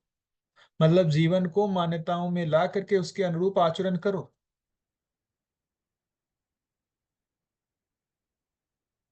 जो हम यहाँ भी बात कर रहे हैं, स्वधन, स्वनारी, स्वपुरुष, दयापुण्य, कार्य भार, है ना, ये जीवन मूलक विधि से ही हो सकता है। यदि जीवन मूलक विधि से नहीं करेंगे ना, यदि इसको सिर्फ शरीर माने, तो स्वनारी स्वपुरुष की जरूरत ही क्या है? स्वनारी स्वपुरुष की कोई जरूरत ही नहीं। यदि मैं सिर्फ शरीर हूं तो स्वनारी स्वपुरुष की जरूरत ही कहाँ है?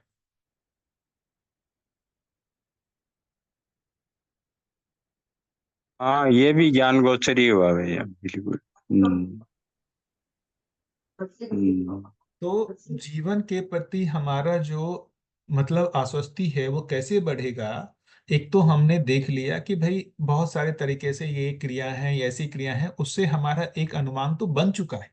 हमको ये विश्वास करना पड़ेगा कि ये अनुमान बन चुका है।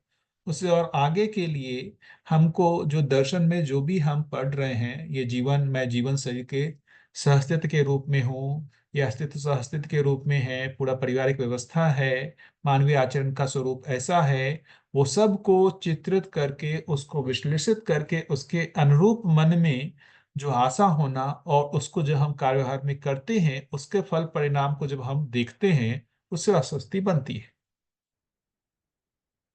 मतलब जो मैं कहना चाह रहा हूं कि जहां पहले शरीर से मन दबा पा रहा था, मन से वृत्ति, वृत्ति से चित्त, इसका उल्टा हम प्रोसेस करने की कोशिश कर रहे हैं। चित्त में हम कुछ मान्यताओं को ला करके उससे जो है वृत्ति दबा पा रहा है, वृत्ति से मन दबा पा रहा है, और उस मन से शरीर को प्रेरणा मिल रही है कार्य व्यवहार करने की। उसका जो रिजल्ट आता है, उसका जो प्रतिफल आता है, जब हम उसको मूल्यांकित करते हैं, तो अपने आप ही हमको ये कंफर्मेशन मिलने लगता है कि मेरी मान्यताएं सही है, क्योंकि मैं ज्यादा सुखी हो रहा हूं, क्योंकि मेरा सुख दीर्घकालीन हो रहा है। हाँ, चाहे वो बलपूर्वक ही कर रहे हैं अपन, वो यम नियम को ध्यान में रख के ही कर रहे हैं, लेकिन उससे अपने को वो जो सुख की निरंतरता कुछ बढ़ रही है, वो तो दिख रहा है अपने को। उसी से ही पता चलेगा भैया, हमारा जो भी है हम्म। सुख की निरंतरता बढ़ी, मतलब हमारे में जो भी प्रोसेसिंग हो रहा है वो कुछ सही हो रहा है। तो क्रियाओं के रूप में जो हमारे अपने ऊपर अधिकार आ गया, क्या अधिकार हो गया? कि जो मन शरीर से दबाव पा रहा था, उल्टा अब मन जो है वो शरीर को नियंत्रित कर रहा है। मन के अनुसार शरीर जो है वो नियंत्रित है, मन वृत्ति से नियंत्रित है और वृत्ति चित्त से नियंत्रित है। तो जो ये और ये नियंत्रण स्वयं में आता है, मन का नियंत्रण वृत्ति से, वृत्ति का नियंत्रण चित्त से, जब ये होता है, तो उस समय विश्वास होता है कि भाई ये क्रियाएं हैं और इस क्रियाओं को मैंने पहचाना है।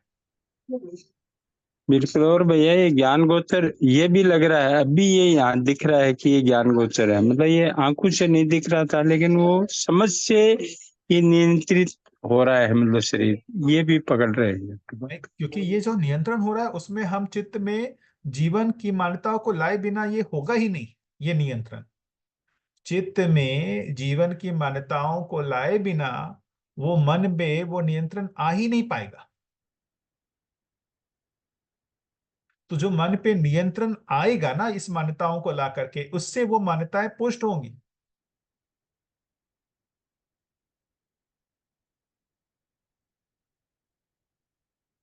एक चीज है कि मान्यता बने, फिर मान्यता बनने के बाद उसको बेसिकली फिर जी के देखना पड़ेगा। जितना जी के देखेंगे वो हमारी मान्यताओं को उतना पुष्ट करेगा। यही पुष्ट होते होते होते होते हमारा उत्साह बनेगा कि भाई ये मान्यताएं जो है काम कर रही हैं, उससे मैं जो जो निरंतर सुखी होना चाह रहा हूं उसमें मतलब हम उस दिशा में आगे बढ़ रहे हैं। तो हमारा उत्साह और बनेगा कि इस मान्यता को और प्रगाढ़ किया जाए। यही मान्यताएं प्रगाढ़ होते होते होते होते किसी समय साक्षात्कार हो जाएगा। उस समय ये भी दिख जाएगा कि ये जो सारी क्रियाएं हैं वो शरीर से भिन्न एक पुंजाकार रूप है जिसको जीवन कर रहे उसमें घटित हो रही है। वो भी दिख जाएगा उस समय। जो अपने को कंफ्यूजन बना हुआ था ना कि ये जो बेसिकली क्रियाएं शरीर में घटित हो रही है या कहाँ घटित हो रही है, तो ये जब मान्यताएं जब हम इसको आचरण में जीने करके प्रयास करेंगे, वो किसी समय वो प्रगाढ़ मान्यता होते होते साक्षात्कार होगा। उस समय ये भी दिख जाएगा कि भाई ये शरीर से भिन्न कोई एक वस्तु है, जीवन जो पुंजाकार रूप में है, इसमें ये क्रियाएं चल रही हैं। वो भी दिखेगा।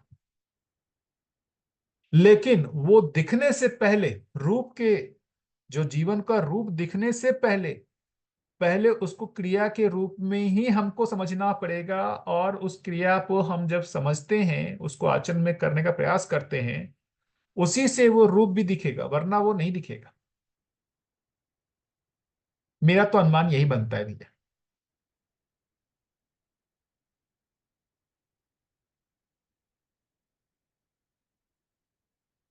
मेरी बात कुछ पहुंची क्या भैया?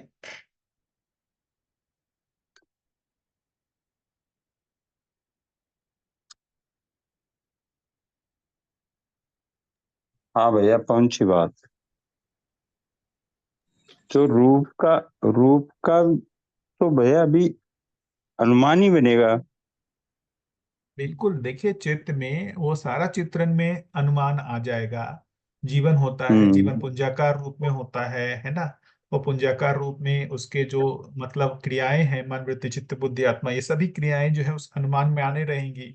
और उस अनुमान को जब हम मतलब क्या करेंगे, बलपूर्वक जब अभ्यास में लाएंगे, विश्लेषण करेंगे, मन में उसके अनुरूप आशा जब आएगी, उसके फल परिणाम में जो हमको सुख मिलेगा, इससे ये धीरे धीरे धीरे धीरे चित्त की जो मान्यता है वो दृढ़ होते जाएंगी। लेकिन भैया मान्यताएं। लेकिन भैया इसमें तो पहला स्टेप भी मिसिंग हो रहा ना कि पुंजाकार दिखेगा। अभी पुंजाकार दिखना ही तो पहला स्टेप है, वो आसान थोड़ी है। मैं वही बोल रहा हूँ भैया। पहले चित्त के चित्रण क्षेत्र में अनुमान आता है कि नहीं आता है? दिखना और एक अनुमान होना भी चित्रित होता है कि नहीं होता है? भैया ये तो क्योंकि कई बारी पिक्चर्स देख ली हैं, हाँ बाबा जी बोल बिल्कुल। रहे हैं, परंपरा में पिक्चर्स बोला है देख ली कि हैं, नहीं भी देखी हैं, उससे हमारे चित्रण में आता है ना। उसका बहुत बड़ा रोल नहीं है मान्यताओं का। अब उस मान्यताओं को जब हम जी के देखते हैं ना, जो हमने चित्त में वो मान्यताएं डाली, वो मान्यताओं के आधार पर जब हम जी के देखते हैं, तो स्वयं में जो बेसिकली हमको उसका फल परिणाम मिलता है, उसको हम इवेल्युएट करेंगे कि नहीं करेंगे? भाई दो मान्यताएं, एक तो मैं शरीर हूं, उस मान्यता से अभी सब जी ही रहे हैं, उसका फल परिणाम हम इवेल्युएट कर ही रहे हैं। दूसरा है एक मान्यता कि मैं जीवन और शरीर का सह अस्तित्व हूं, उस मान्यताओं के आधार पर हम जी करके देखें, उसके फल परिणाम को इवेल्युएट करें। ओके, तो मतलब बेसिक मान्यता में ये डिफरेंस होगा कि मैं शरीर हूँ, एक मान्यता है, हम्म। जीवन हूँ ये दूसरी मान्यता है, ठीक है ना। बिल्कुल। मैं हम्म। और फिर ये जो जीवन है इस मान्यता से जब हम आगे बढ़ते हैं तो इसमें मन, वृत्ति, चित्त की क्रियाएं हैं। बिल्कुल। और उसमें जो चित्रण है, अभी जो चित्रण हो रहा है शरीर मूलक, वो भी हम देख पा रहे हैं। उसमें प्रिय हित लाभ का ही चित्रण होता है। लेकिन कहीं कहीं थोड़ा अनुमान न्याय का तो बनता ही है। जब भी हमारे साथ भी न्याय नहीं होता या हम भी न्याय नहीं कर पाते हैं, तो कहीं कहीं उसका अनुमान तो अंदर बनता ही है।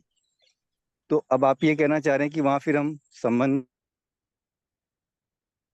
स्वयं को जीवन सही के रूप में देखना, सामने वाले को जीवन सही के रूप में देखना, ये मान्यताओं में ही, हम्म हम्म इस मान्यताओं के आधार पर स्वयं को देखना, सामने वाले को देखना, पूरे विश्व को देखना, और उस मान्यताओं के आधार पर अपने तर्क को फैलाना।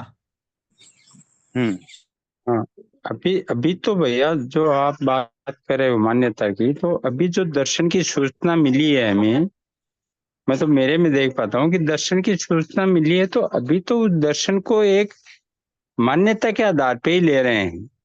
लेकिन जब इस दर्शन को मैंने देखा है कि जब दर्शन के अकॉर्डिंग धीरे धीरे उन मान्यता और प्रकांड होती जाती है, और वो स्वीकृत होती हैं, तो वैसा ही जीना, मतलब उसको वो जैसे ज्ञान और चक्षु जो बताई आपने, तो उसको उस तरीके से जीने में आता है, तो उसकी धीरे धीरे वो मान्यताएं हैं, वो ऐसे लगती हैं कि उसका रूप भी दिख रहा है, ऐसी संभावनाएं लगती हैं कई बार ऐसे। या भैया कई बार आप जो कह साई। रहे हैं ना, उससे जो समझ ये आ रहा है, अगर हम ज्ञान गोचर चक्षुर इनको साइड में भी रखें, केवल हम समझ की बात करें और मान्य जो पहले की जो मान्यता, उसको अभी जो आप बोल रहे हैं सही की मान्यता, जो भी सही के प्रस्ताव हैं, और क्योंकि कहीं के अनुमान तो बन रहा, तभी हम उस प्रस्ताव को सुन भी रहे हैं, समझने की कोशिश भी कर रहे हैं, और थोड़ा बहुत जीने में भी लाने की कोशिश तो कर ही रहे हैं। तो जब हम उसको, जो ये नई मान्यताएं हैं, इसके साथ हम जी के देखते हैं, और अगर हमें जो पहले जो शरीर मूलक, जो रुचि मूलक आस्वादन से जो सुख मिल रहा है, उससे ये जो सुख है, ये गुणात्मक रूप से भी ज्यादा होगा, और ये मात्रात्मक यानी कि समय की अवधि के रूप में देखें तो दीर्घ परिणामी होगा। तो ये हमारे अंदर एक विश्वास बनाएगा कि जो हम नई मान्यता को लेके चल रहे हैं, वो दीर्घ दीर्घ सुख तो हो रहा है, पहले कंपैरिजन में सुख की मात्रा तो बढ़ रही है। ये मैं इसको कंक्लूड कर पा रहा हूँ आपकी पूरी बात को। बिल्कुल, मतलब ये मान्यता सही है। ये हमारा दृढ़ होगा कि मैं शरीर हूं, उसके में जो उसके कंपैरिजन में मैं जीवन शरीर हूं, ये मान्यताएं दृढ़ होंगी। मतलब दोनों मान्यताओं में अब वो हो रहा है, स्ट्रगल हो रहा है। मैं शरीर हूं और एक दूसरा मान्यता मैं जीवन शरीर हूं। तो जो वो उसका हमारे पास जो उसका ये कहे ना कि जो प्रभाव हुआ, उसका जो फल परिणाम हुआ, उससे ये मान्यताएं दृढ़ होते जाएंगी। और ये मान्यताएं दृढ़ होने का मतलब ये मान्यताएं जो हैं छीन होते जाएंगी, कमजोर होते जाएंगी। बढ़िया, बहुत बहुत बढ़िया पॉइंट भैया। ये अभ्यास के लिए और देखने के लिए बहुत बढ़िया पॉइंट है।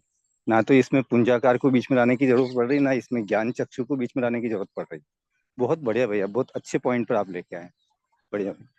इसी मुझे लगता है कि अध्ययन के साथ जो अभ्यास करना है वो यही अभ्यास करना है। हमको लग रहा है कि हमको पहले तात्विक रूप में चीजें दिख जाएंगी और फिर हम उसको जीने में जाएंगे। मैं उसका ही बोल रहा हूं कि वो दिखेगा ही नहीं। यदि हम अभ्यास नहीं किए तो दिखेगा ही नहीं।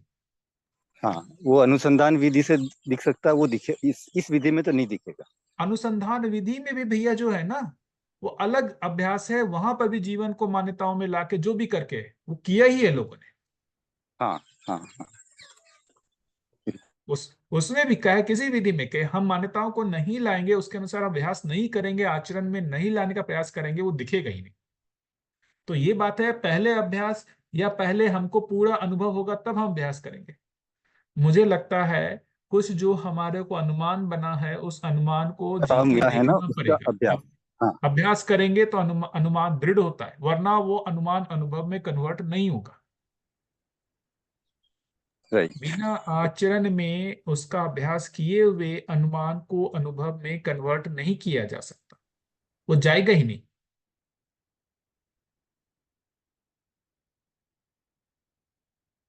इसलिए बार बार जो अनुमान बना है, चित्त में जो भी कहा जा रहा है वो अनुमान बना है, जो भी चित्रित हो रहा है उसको हमको जी के देखना पड़ेगा।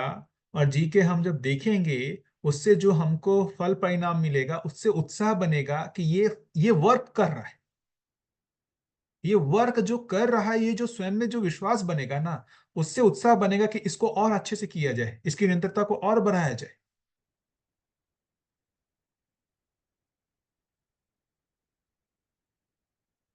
यदि हम इसको सिर्फ तात्विकता, तार्किक के अर्थ में रखेंगे, जीने के साथ इसको नहीं जोड़ेंगे, हम अनुभव में नहीं पहुंच पाएंगे। मेरा तो ऐसा ही बनता है अनुमान, कि जितना भी मेरा अनुमान दृढ़ हुआ है उसको मैंने जीने में अभ्यास किया है, तभी हो रहा है।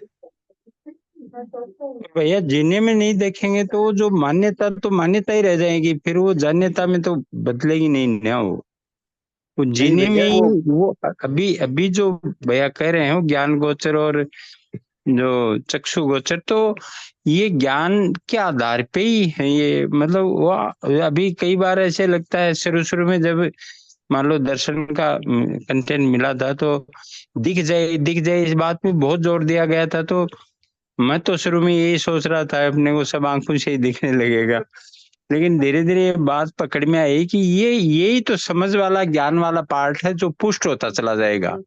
और जो सब कुछ वो जो जो अनुभव की बात कही जा रही है, तो वहां जाके वो पूरा वो ज्ञान में एक शिफ्टिंग होगी, जो जीवन को भी देख पाएंगे, जो शरीर को भी, जड़ इकाई को भी देख पाएंगे, व्यापक को भी देख पाएंगे।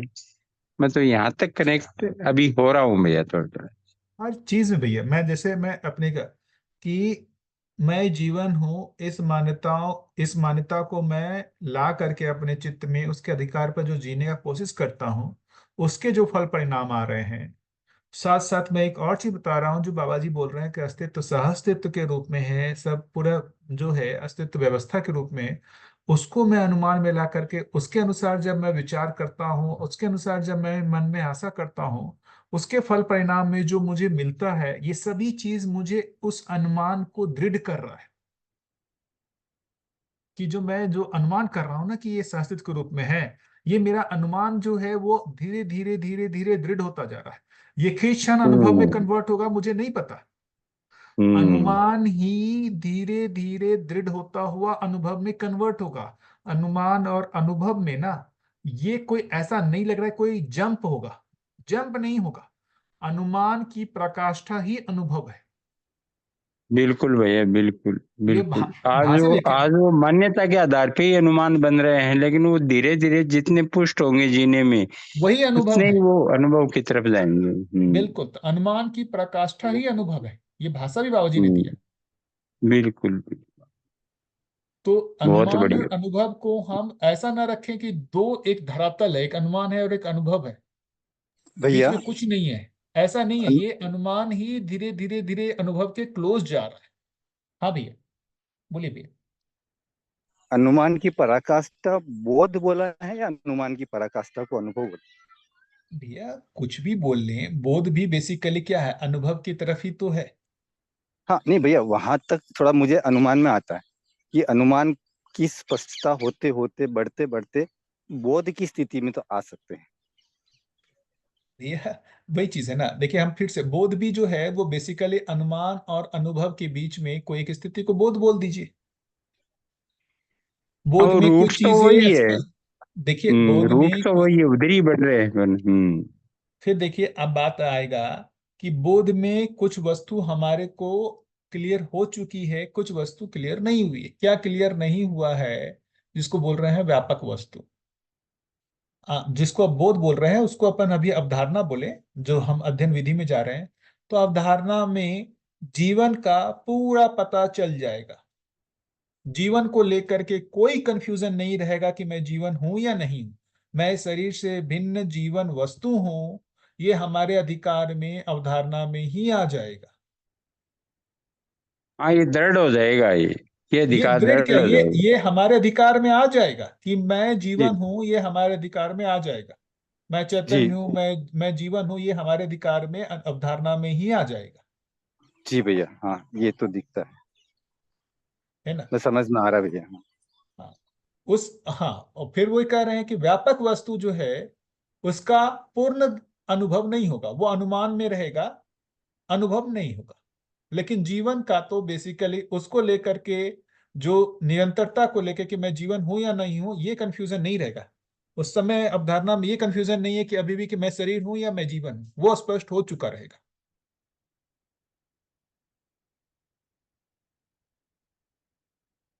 इसलिए भैया बार बार मैं वही कह रहा हूं कि मैं अपने लिए पर्सनली बताऊं तो एक बड़ा मुद्दा है अभ्यास का।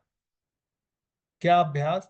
तो जो मान्यताएं हमने अभी तक जो अभी बैठाई हैं उसको जी के देखना पड़ेगा, और वो जो फल परिणाम आएगा उससे हमारा जीवन को लेकर के, है ना, सहअस्तित्व को लेकर के, व्यवस्था को लेकर के ये पुष्ट होगा जो भी बाबा जी कह रहे हैं। और वो पुष्ट होकर के ही साक्षात्कार में जाएगा, वरना साक्षात्कार में ही नहीं जाएगा। हाँ, तो पहले जीने में इसको बलपूर्वक मान लो, चाहे मान्यता पूर्वक मान लो, लाना पड़ेगा, तब वो आगे बढ़ेगा, ऐसे मेरे को वही लगता तो है। देखिए भैया, हमारा स्टार्टिंग पॉइंट क्या था? हम अपने लक्ष्य को पहचाने थे। लक्ष्य क्या था? हमारा निरंतर सुख।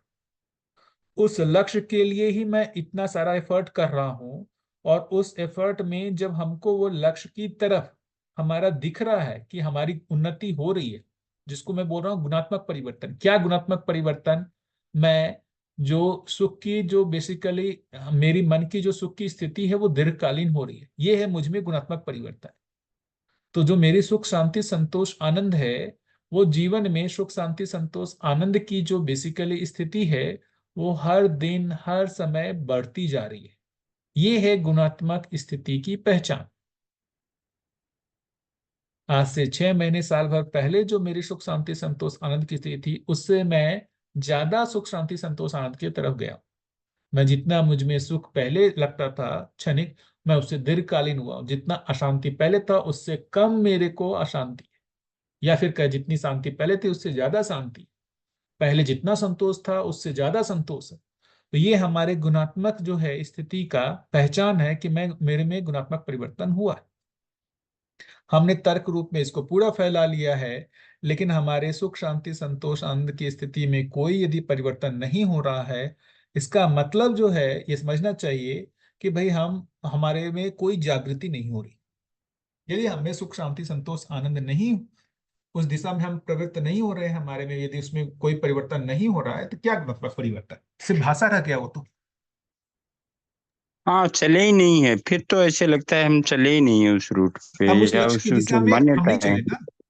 हम लक्ष्य की हम्म। दिशा में चले ही नहीं। लक्ष्य तो हमारा सुख शांति संतोष आनंद है, उस दिशा में हम चले ही नहीं है। फिर तो हम, यदि हमें यदि सुख शांति संतोष आनंद जो है वो नहीं हो रहा है, इंक्रीमेंटल चेंज, तो इसका मतलब हम उस दिशा में चले ही नहीं है, गति ही नहीं हमारी हुई है उस दिशा में। और अगर ऐसा हो रहा है तो हम सही दिशा में चल रहे हैं, ये भी बिल्कुल बिल्कुल। आश्वस्ति होती है। बिल्कुल भैया,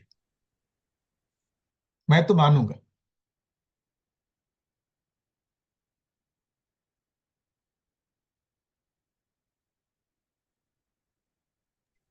तो जो जब ये हो रहा है और सही दिशा में चल रहे हैं, तो अपने में वो, मैं तो ये देख पाता हूँ कि वो उसके लिए फिर उत्साह भी कम्युलेटिव भी बढ़ रहा है फिर, मतलब ऐसे। है ना भाई? जितना हम्म। हम सुख शांति संतोष आनंद स्वयं में देख रहे हैं, उसमें गुणात्मक परिवर्तन देख रहे हैं, तो हमारा उत्साह बनेगा ही कि हम सही दिशा में हैं। यदि हमारे को वो नहीं परिवर्तन दिखेगा, हमारा उत्साह नहीं बनेगा। फिर हम कुछ दिनों बाद इस दर्शन को छोड़ देंगे, कहेंगे ये दर्शन काम नहीं कर रहा। क्यों? क्योंकि हमारे में वो सुख शांति संतोष आनंद नहीं ला पा रहा है ये दर्शन। छोड़ देंगे। कई लोग छोड़ेंगे।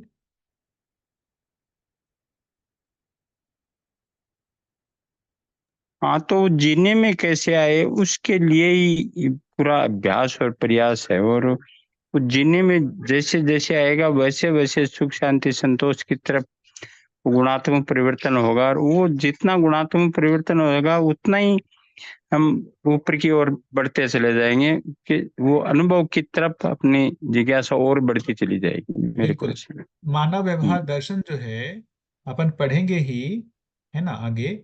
उसमें जो 18वां चैप्टर है ना, उसको मैं एक बार दिखा भी देता हूँ। उसमें जो लिखा हुआ है ना, उसको भी पढ़ना चाहिए, है ना। हाँ भाई। मैं एक बार शेयर करता हूँ, शेयर स्क्रीन। ये देखिए, दिख रहा है ना? हाँ भैया दिख रहा है। भैया दो विधि बाबा जी ने बताया है ना? जो एक बोल रहे हैं एक अनुसंधान विधि जो बाबा जी ने किया, दूसरा विधि जो बोल रहे हैं बाबा जी जो हम लोग के लिए अनुसरण, अनुकरण तथा अध्ययन। उसमें देखिए क्या अभ्यास की बात कर रहे हैं। बोल रहे हैं न्यायपूर्ण व्यवहार का अनुकरण अथवा अनुसरण भैया करना। हाँ भैया अगर संभव हो तो हाँ। आप एक बार इन दोनों विधि को एक्सप्लेन करें भैया। मैंने भी इसको पढ़ा, बहुत अच्छा लगा, पर पूरी स्पष्टता नहीं बनी। अगर आप एक बार इसको समय हो और सभी अलाउ करें, सभा की परमिशन हो, तो आप इसको दोनों को अगर आप पढ़ेंगे और समझाएंगे तो अच्छा रहेगा। अभी जैसे ये इस विधि को देख रहे हैं, न्यायपूर्ण व्यवहार का अनुकरण अथवा अनुसरण करना, धर्मपूर्ण विचार में प्रवृत्त होना रहना। तो ये बेसिकली क्या कह रहे हैं? अनुसरण अनुकरण का मतलब क्या है? मान्यताओं में ला करके उसका अभ्यास करना। प्रवृत्त होने का, रहने का मतलब क्या? आपका वो धर्म आपको समझ में नहीं आया, लेकिन वो मान्यताओं में आ गई। उस मान्यताओं को प्रगाढ़ करने का ही काम है। ये दोनों अभ्यास देखेंगे तो ये जो है मान्यताओं को प्रगाढ़ करने का ये अभ्यास है। इसको पढ़ के देखिए, इसकी भाषा देखिए, पढ़ करके क्या लगता है इस भाषा को पढ़ के? हाँ भैया, यही यही लगता है जो आप बोल रहे हैं, बिल्कुल। अनुमान ही है ना? हाँ हाँ, जो अब उस जो दर्शन का कंटेंट जो बाबा जी लिख के गए हैं, जो भी बता के गए हैं, उसका अभी तो वो मान्यता, जो मान्यता का आधार लेके उनको प्रकांड करना है। बिल्कुल उसी को उपरोक्त हम्म। दोनों कार्यक्रमों की दृढ़ता एवं निष्ठा की अपेक्षा में सतता की अनुभूति का अधिकार जागृति पूर्वक प्राप्त होता है, फलस्वरूप बुद्धि आप्लावित होती है। तो ये दोनों की दृढ़ता और निष्ठा में। अब उसमें देखिए क्या लिखा है कि कैसे कैसे परिवर्तन। मन जब वृत्ति का संकेत ग्रहण करने योग्य होता है तब न्यायपूर्ण व्यवहार में परिवर्तित होता है, जो मित्र आशाएं, मैत्री तथा न्याय की प्रत्याशा ही स्नेह के रूप में प्रदर्शित होती है। स्नेह के फलस्वरूप ही सुख तथा न्याय एवं निर्विरोधिता है। ये क्या बोल रहे हैं कि अब बेसिकली ये जो मूल्य मूलक आस्वादन है वो आप में स्टार्ट हो गया है, तभी इसको बोल रहे हैं। ये बेसिकली देखेंगे, ये मूल्य मूलक आस्वादन को ही बता रहा है कि मन जब वृत्ति का संकेत ग्रहण करने योग्य होता है तो उसमें मित्र आशाएं, निर्विरोधिता, स्नेह के रूप में दिखना शुरू होता है। और ये योग्य होगा वो जो अनुसरण अनुकरण करने की, वो जो बिल्कुल। वहाँ क्या वो। अनुसरण अनुकरण? जो बेसिकली है उन मान्यताओं को चित्रित करना, उसको चित्रित करके उसके अनुसार जो है उसका अभ्यास करना। जो चित्रित किया हम्म। है उस चित्रित को ये विचार में फैलाना। हम्म। जो लिखा ना, धर्मपूर्ण विचार में प्रवृत्त होना रहना, मतलब उसको अपने विचारों में हमेशा फैला के रखना और उसके आधार उसमें पर बने मन रहना। में, हाँ उसमें बने उसी में रहना। बने रहना। और उसका जो उसका प्रभाव मन पर जब होगा, क्या प्रभाव होगा? तो मन उसके संकेत को ग्रहण करेगा। उससे जो है बेसिकली हमको क्या होगा? ये न्याय जो है वो घटित होगा, उसके जो हमारे को बोले दीर्घकालीन सुख मिलना शुरू होगा। इसी को बोल रहे हैं यहाँ पर देखने के लिए कि तीन स्थितियों की बात बाबा जी ने की है, अल्प विकसित, अर्ध विकसित और पूर्ण विकसित।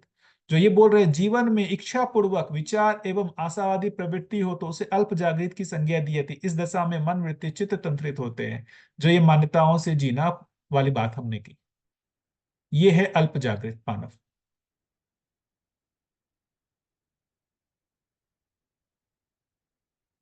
इससे आगे की स्थिति है जहां अवधारणा हो रही है अर्ध जागृत, जहां पर बुद्धि जागृत हो गया है लेकिन अभी आत्मा जागृत नहीं हुआ है, और उसके बाद फिर आ रही है ये पूर्ण जागृत। तो हमको पहले तो यही पहुंचना होगा ना, हम अल्प जागृत की स्थिति में हैं क्या? क्या हमारा मन वृत्ति चित्त तंत्रित है क्या? पहले हम भैया इसका भैया ये पहले। जो हाँ अल्प विकसित वाला जो है ना, हाँ। अ, इसमें थोड़ा, हाँ, जीवन में इच्छा पूर्वक विचार एवं, थोड़ा वो कट रहा है आगे आशावादी मेरे। प्रवृत्ति हो ठीक है, तो विचार तो वृत्ति में और आशा जो है वो मन में। आ, मन में हो गई। ठीक। अब यहाँ जो इच्छा पूर्वक कह रहे हैं, तो यहाँ इच्छा इच्छा का क्या मतलब हो रहा है भैया? यानी उस इच्छा जो है मान्यताओं वो, को इच्छा जो है सही, इच्छा पूर्वक का मतलब जो मान्यताएं हैं ना, जो सही की मान्यताएं हैं वो दृढ़ हो जाना। हाँ, वो जो मान्यताएं जो भी जो दर्शन से मिली, जो भी सूचना मिली, वो वैसा ही मैं जीऊं, ऐसी वो एक दृढ़ता बने उसमें। अभी अभी वो जितना अपन उसको बात कर रहे थे, एक मिनट भैया, जितना अपन बात कर रहे थे ना कि मन में जो चित्त में उसको मान्यताओं को लाना और उसको फिर विश्लेषित करना और उसके अनुसार मन में आशा का होना, जब हम इसको लगातार निष्ठा पूर्वक कई दिनों तक करते हैं तो चित्त की वो स्वभाव हो जाएगा कि नहीं हो जाएगा, चित्त का वो स्वभाव। हो जाएगा भैया ये तो, क्योंकि इसको मैं हम्म। थोड़ा कनेक्ट इस तरह से भी कर रहा हूँ कि ये जो प्रिय हित लाभ है, ये भी तो हमने इच्छा कर करके तो उसको हाँ, मान्यता हैं। वही अभ्यास करके ही उसकी वो स्थिति बनी है। ऐसा ही अभ्यास करके चित्त की वैसी स्थिति को बना देना, उसी को बोल रहे हैं जीवन में इच्छा पूर्वक विचार व आशावादी प्रवृत्ति। हाँ, तो जो इच्छा है वो संबंध और व्यवस्था के अर्थ में जो बिल्कुल प्रस्ताव मिले हैं उसकी बात कर रहे बिल्कुल बिल्कुल। तो यह इच्छा जो बोल रहे हैं वो बेसिकली सही मान्यताएं जो हैं, जब हमारे अंदर बहुत हद तक क्रियाशील हो जाएंगी, वो फंक्शन करने लगेगा सही मान्यताएं। ये स्थिति में आने के लिए भी बहुत गहरा अभ्यास चाहिए, जिसको चित्त शुद्धि बोल रहे हैं। इस पहले को यदि कहेंगे अल्प जागृत, तो ये चित्त शुद्धि का काम है। और जो मान्यताएं हैं उनको वो दृढ़ उनके करने की आधार पर जरूरत। जो मान्यताएं हैं उनको दृढ़ करना, उनमें जीना शुरू करेंगे, यहीं से शुरू बस होगा बस वो। बस, बिल्कुल। यही है दर्शन का यम नियम। हम्म। यही है हम्म। दर्शन का यम नियम, देखेंगे तो यही है। तो इसमें यहाँ भैया पर हम पहुंचे। हाँ, संबंधों की पहचान, मूल्यों का निर्वाह, वो वाली बात तो इसमें आ रही। क्या इसमें व्यवस्था वाली बात भी इसमें आ रही है या फिर ये आगे की बिल्कुल बात है? भैया, व्यवस्था भी आएगा।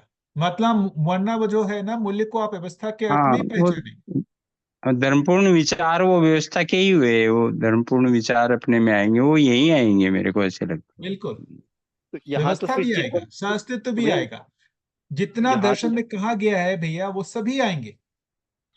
हाँ, तो भैया यहाँ तो चित्त और बुद्धि दोनों मान्यताओं में आ रहा है, जो उसका सही वाला पार्ट है, ऐसा। है ना? बिल्कुल, वो देखिए यहाँ पर वो मन वृत्ति चित्त बुद्धि आत्मा सभी आएंगे। लेकिन अभी हमारे लिए ये बुद्धि का क्रिया जो है वो महत्वपूर्ण नहीं होगा, आत्मा की क्रिया महत्वपूर्ण नहीं होगी।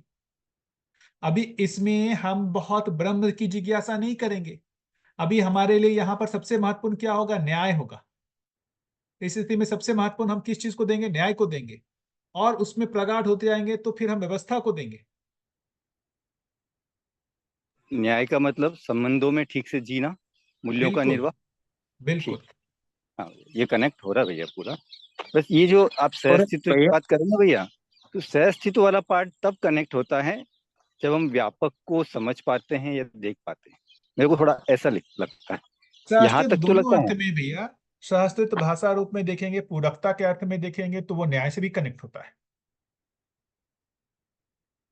तो और बेसिकली जो भैया भी ये, यहाँ से तो नीचे वाला जो है ना, कार्य और व्यवहार, वो तो और सुदृढ़ हो जाएगा। तो देखिए जी, मेरे को लगता है ऊपर फिर वही वही वो मैं जो ऊपर की बेसिकली मैं मान्यता यही है कहना उसमें। चाहता। हाँ, हम्म। तो जीवन को लेकर के जो हमारी जो मान्यताएं दृढ़ होनी, जीवन कैसे दिखेगा, उसी का मैं बता रहा हूं कि पहले हमको यहाँ पर अभ्यास करना पड़ेगा। जितना पुराना मान्यताओं का अभ्यास हुआ हुआ है कि मैं शरीर हूं, वो इतनी आसानी से रिप्लेस नहीं होगा कि मैं जीवन और शरीर का स्वरूप हूं, सहअस्तित्व रूप है, वो इतनी आसानी से हाँ, रिप्लेस नहीं होगा।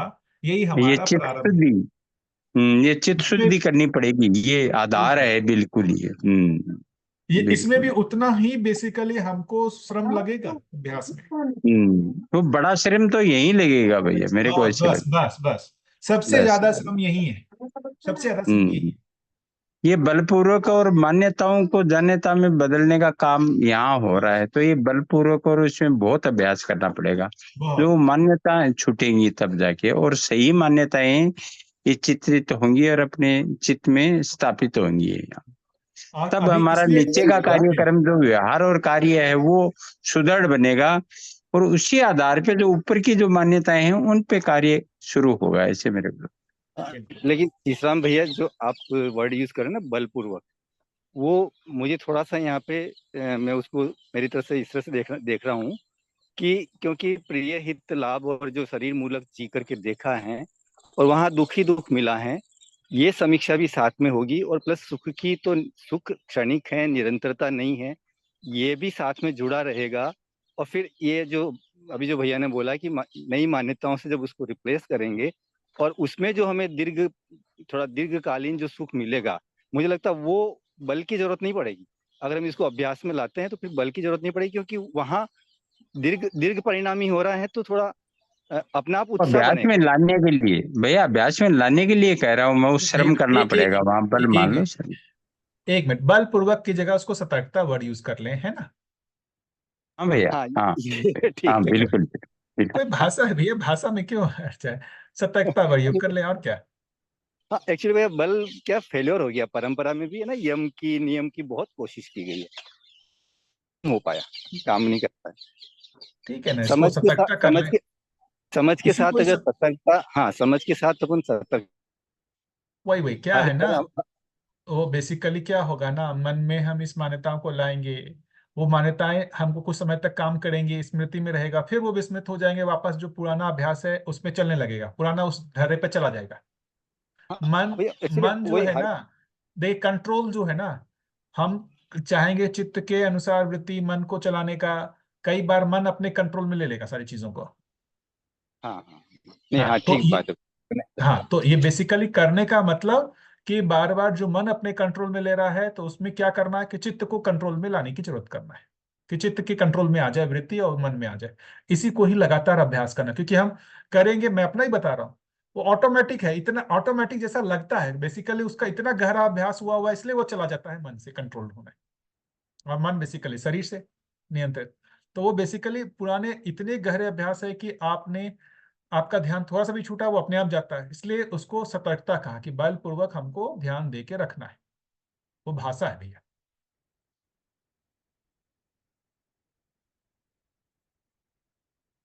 हाँ ठीक बात है भैया, उस दृष्टि से ठीक भी है। बस मेरा जो ध्यान आकर्षण मेरा जो जा रहा था कि इसके जो दीर्घ परिणाम हैं उस तरफ ध्यान बना रहे, और पहले जो पीड़ाएं रही हैं उस तरह से जीने से उसकी समीक्षा अगर हो जाए, निष्कर्ष निकल जाए, तो थोड़ा और आसान हो जाएगा। मैं ये ऐड करना चाहता बिल्कुल।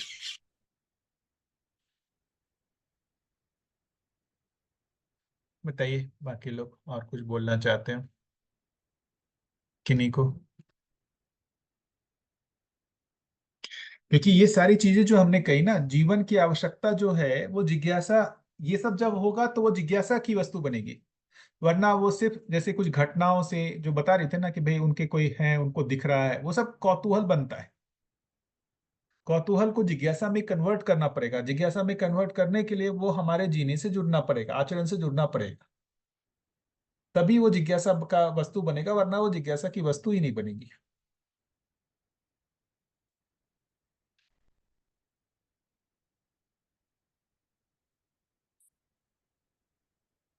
बताइए,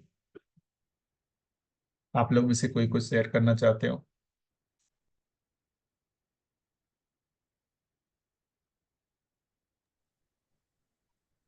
ये ऐसे है क्या भैया कि जैसे कोई ऑर्गेनाइजेशन है जिसका एक विजन स्टेटमेंट है, और एक ऐसी ऑर्गेनाइजेशन है जिसका कोई विजन स्टेटमेंट नहीं है, वो रैंडमली वर्क कर रही है। तो जिस ऑर्गेनाइजेशन का विजन स्टेटमेंट होगा वो ठीक से रन हो पाएंगे, और जो रैंडम है तो वो रैंडम ही चलती रहेंगी, उसका कोई डेस्टिनेशन नहीं होगा। तो जैसे ही हम चित्त से चलते हैं, मतलब हमारा एक कोई विजन स्टेटमेंट फॉर्म हो जाता है, और फिर उसके रोशनी में जब ऑपरेट होते हैं तो ही हम हारमोनी में रह पाते हैं। कुछ ऐसा कहना आपका बनता है। देखिए, मतलब वो एक तरीके से कहे ना, कंट्रोल की बात ही है। एक जगह पर इंद्रियों इंद्रियां जो है वो हावी हैं, दूसरी जगह जिसको हम बोल रहे हैं चित्त हावी है। तो जब इंद्रियों से अब आ रहा है तो उसमें इतनी वैरायटी है ना, वो लगता है कि वो मतलब वो है, उसमें कोई व्यवस्था जैसा नहीं है, रैंडम है। जब चित्त से आते हैं तो वो एक व्यवस्था है जो निश्चित है, इसलिए वहां पर रैंडमनेस ना दिखे, वहां निश्चितता दिखती है। तो आप उस अर्थ में यदि भाषा का प्रयोग कर रहे हैं तो ठीक है।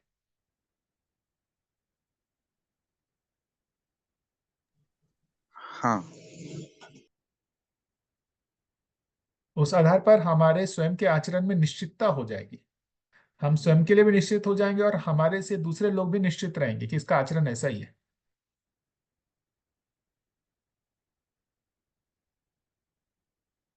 बढ़िया। बाकी लोग हाँ, लेकिन भैया ने बढ़िया उदाहरण दिया, अच्छा उदाहरण।